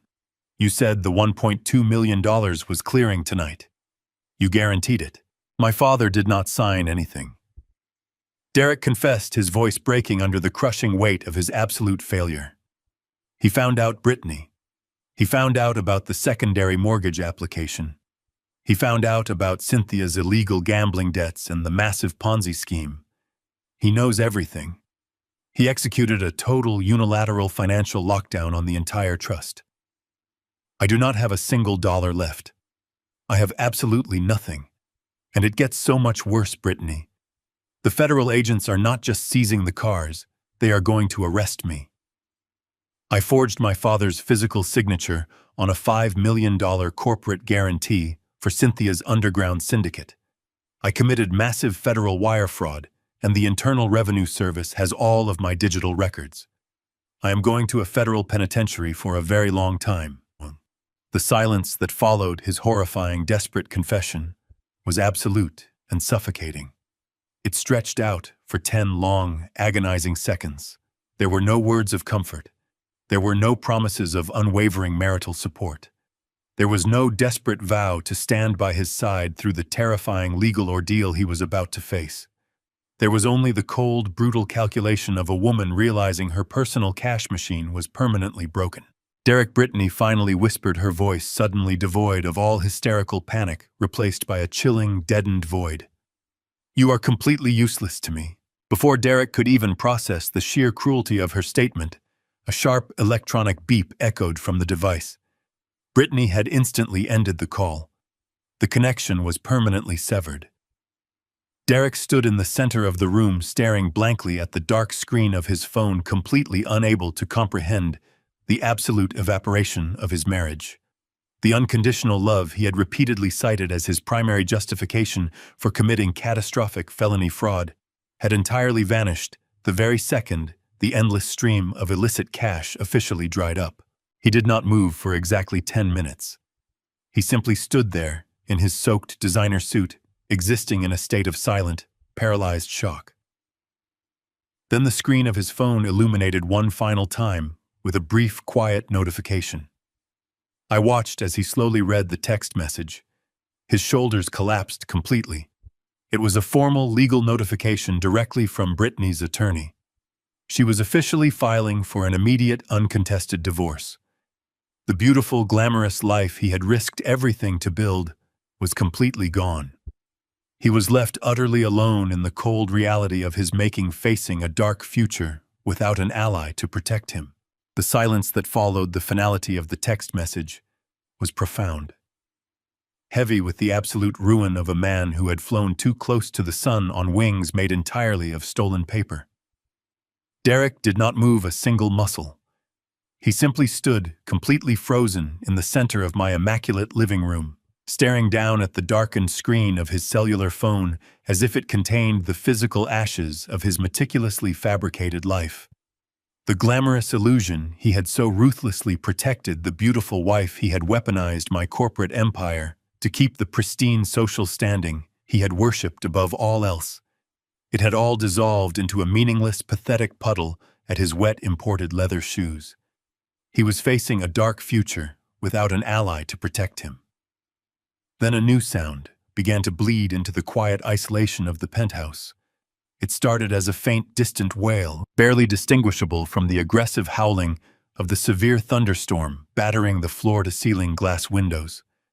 But the sound rapidly grew louder, sharper, and infinitely more urgent.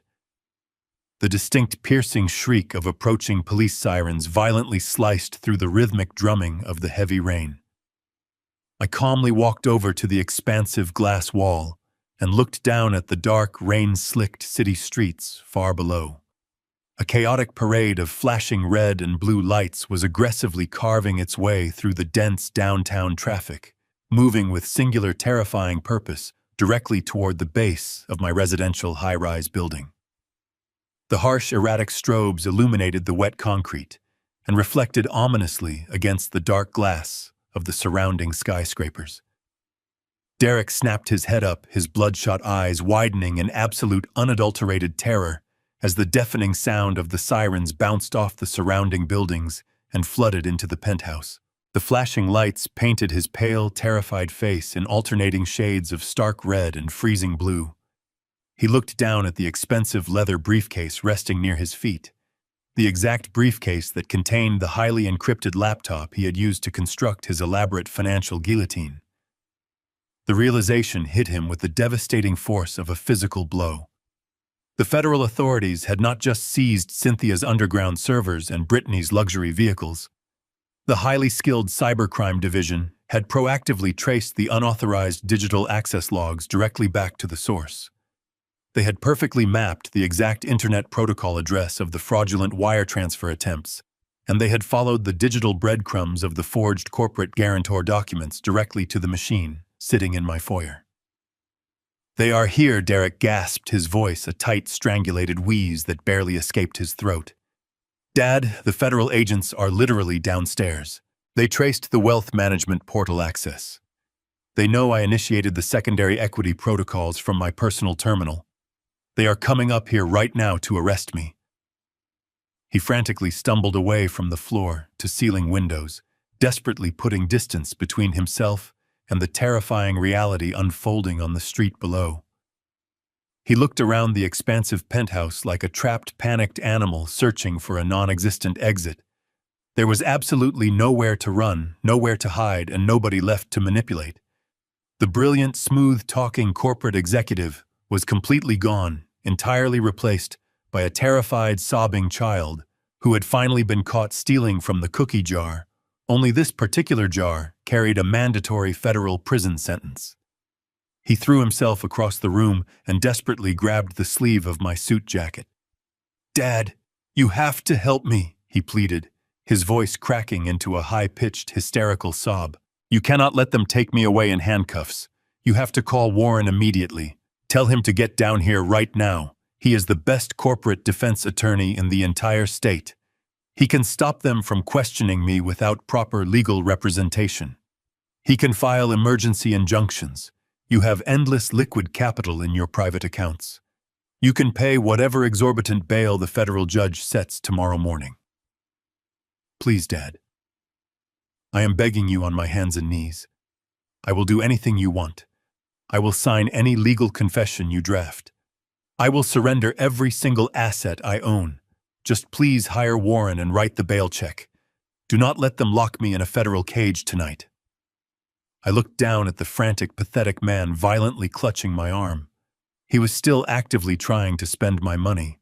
Even now, with the flashing lights of federal agents illuminating his total destruction, his immediate, instinctual reaction was to demand that I open my wallet to shield him from the brutal consequences of his catastrophic actions. He wanted me to deploy my high-priced legal team and my hard-earned wealth to surgically extract him from the massive blazing inferno he had intentionally ignited. I reached down and firmly detached his trembling fingers from my jacket sleeve, peeling them away with cold, deliberate precision. I smoothed the wrinkled fabric of my suit and turned my back on him. The sharp, unmistakable chime of the private elevator echoed loudly through the foyer, signaling the immediate arrival of the authorities. The heavy synchronized footsteps of multiple federal agents marching across the marble floor outside my door vibrated through the quiet penthouse. The moment of absolute accountability had finally arrived. I walked slowly and calmly toward the heavy oak door.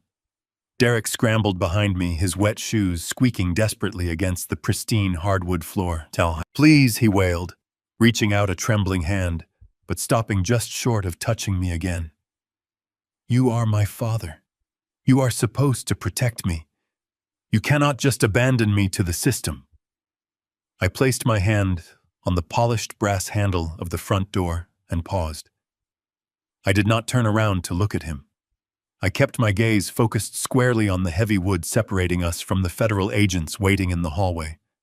"You are a 35-year-old man, Derek.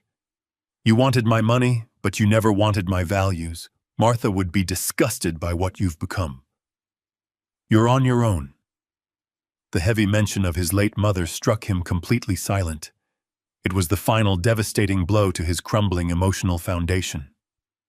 Martha had been a woman of unwavering moral clarity, and she would have never tolerated the toxic, parasitic greed that had entirely consumed her son. I pulled the heavy brass handle and swung the front door wide open. 5 unsmiling federal agents stood waiting. They moved with swift, practiced efficiency. The lead agent stepped confidently into the foyer, his stern gaze locking directly onto the terrified, soaking wet man standing in the center of my living room. "Derek Vales," the agent announced, his authoritative voice completely shattering the remaining silence. "You are under arrest for conspiracy to commit federal wire fraud." Derek did not fight. He simply slumped forward in absolute crushing defeat, offering his wrists. The agents handcuffed Derek and lead him away. I closed the door, securing my peace. Shutting out the violent storm, I finally claim my hard-earned quiet. My legacy is safe, completely secure. 6 months have passed since that dark, agonizingly stormy night in Chicago. The brutal, freezing rain that washed away the last remaining traces of my son has been permanently replaced by the warm, golden light of the Florida sun. It is setting beautifully over the calm waters of the Gulf of Mexico. I am sitting alone on the spacious aft deck of my private yacht, listening to the gentle, rhythmic lapping of the ocean waves against the pristine white hull. The air is incredibly thick, with the refreshing scent of salt and absolute freedom. It is a profound, unshakable peace that I have not truly felt in years. For decades, my entire existence was defined by the relentless grind of building an empire, pouring heavy concrete, and fiercely fighting ruthless corporate competitors. And then it was defined by the exhausting, toxic weight of Derek and his wife's insatiable greed. Now there is only the vast, open horizon stretching out before me. The heavy, suffocating burden of blind paternal obligation has been completely lifted from my tired shoulders. I take a deep, cleansing breath, feeling the warm ocean breeze fill my lungs and carry away the final remnants of the past. Resting quietly on the polished teak table beside my lounge chair is my secure digital tablet. A single highly encrypted email from my chief legal counsel, Warren, vividly illuminates the screen. I slowly pick up the device, tapping the smooth glass to open the final comprehensive legal summary of the absolute destruction Derek deliberately brought upon himself. The federal justice system often moves slowly, but when heavily armed agents seize a physical server overflowing with meticulously documented fraud, the crushing weight of the judicial gavel is absolute and entirely unforgiving. I scroll down to the first section of the lengthy legal brief. Cynthia's elaborate underground empire collapsed entirely the morning immediately following Derek's arrest. The federal forensic accountants easily traced the massive convoluted web of her parasitic Ponzi scheme. Her elite high society friends, the very people she heartlessly swindled to blindly fund her underground gambling addiction, turned on her with vicious fury. The presiding federal judge showed her absolutely no mercy during the sentencing phase. Warren's email confirms the final ruling. Cynthia was formally sentenced to 15 consecutive years in a maximum security federal penitentiary.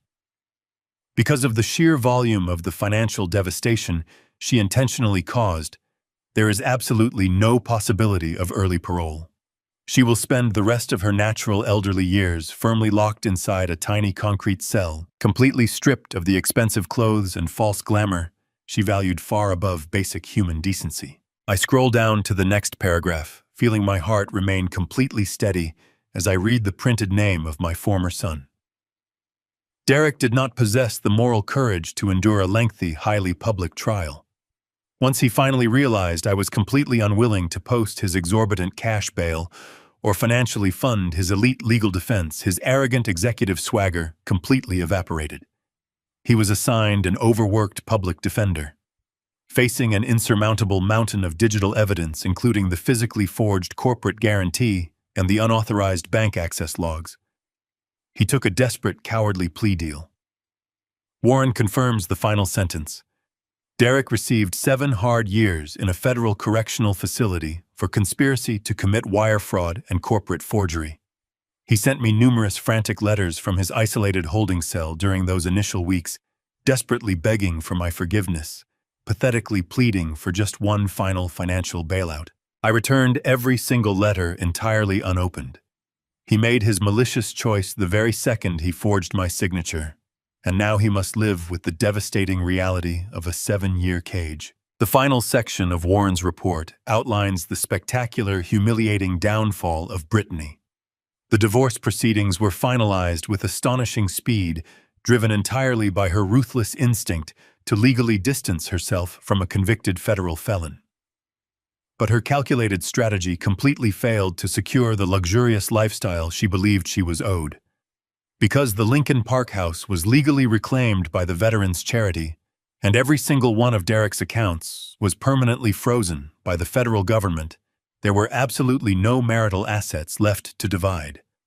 The state auctioned off their luxury vehicles, including her brand-new Porsche.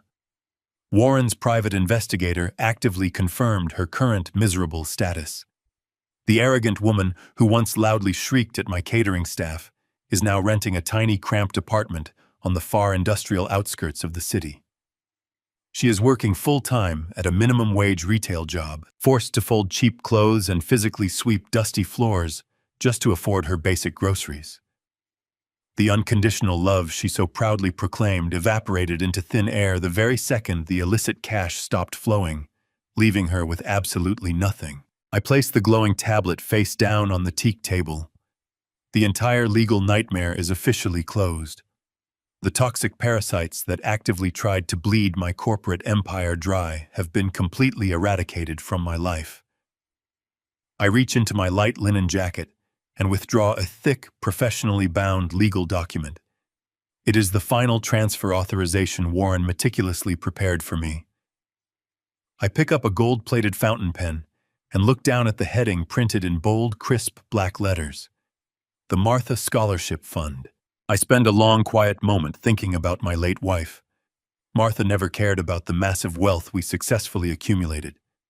She cared deeply about honest hard work, unwavering personal integrity, and building a solid foundation of strong moral values. Derek completely rejected everything she ever stood for. He callously traded her beautiful legacy for parasitic greed. So I am giving that incredible legacy back to the people who truly deserve it. I press the gold nib of the pen against the textured paper. With a few swift, decisive strokes, I legally transfer the vast majority of my entire commercial real estate empire and my liquid financial assets directly into the newly minted charity. The foundation is specifically designed to completely fund the college educations of hardworking, underprivileged children who possess the intense drive and the pure moral character my son completely lacked. I carefully cap the heavy fountain pen and set it down. It is finally done. The massive fortune I painstakingly built from raw dirt and honest sweat will never again fund luxury sports cars or violent underground gambling debts. It will strictly build bright futures. It will generously reward true, honest effort. I reach over to the silver ice bucket and pour myself a glass of deep, rich red wine.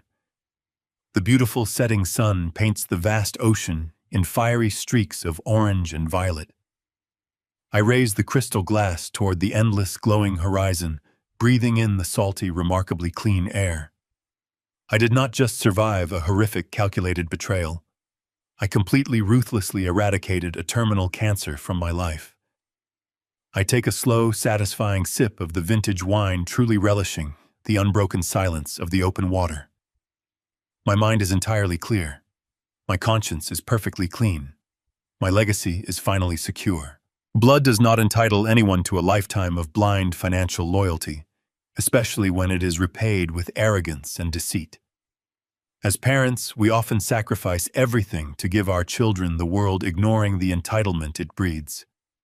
But true love sometimes requires stepping back and letting them face the devastating consequences of their own greed. A father's duty is to provide a foundation, not a shield from the law. When a child chooses to betray the very hands that built their life, the greatest act of self-respect a parent can take is to let them fall entirely alone. Have you ever had to cut ties with a toxic family member to protect your own sanity and future? Share your story in the comments below. Don't forget to hit the like button, subscribe to the channel, and ring the bell so you never miss our next dramatic story.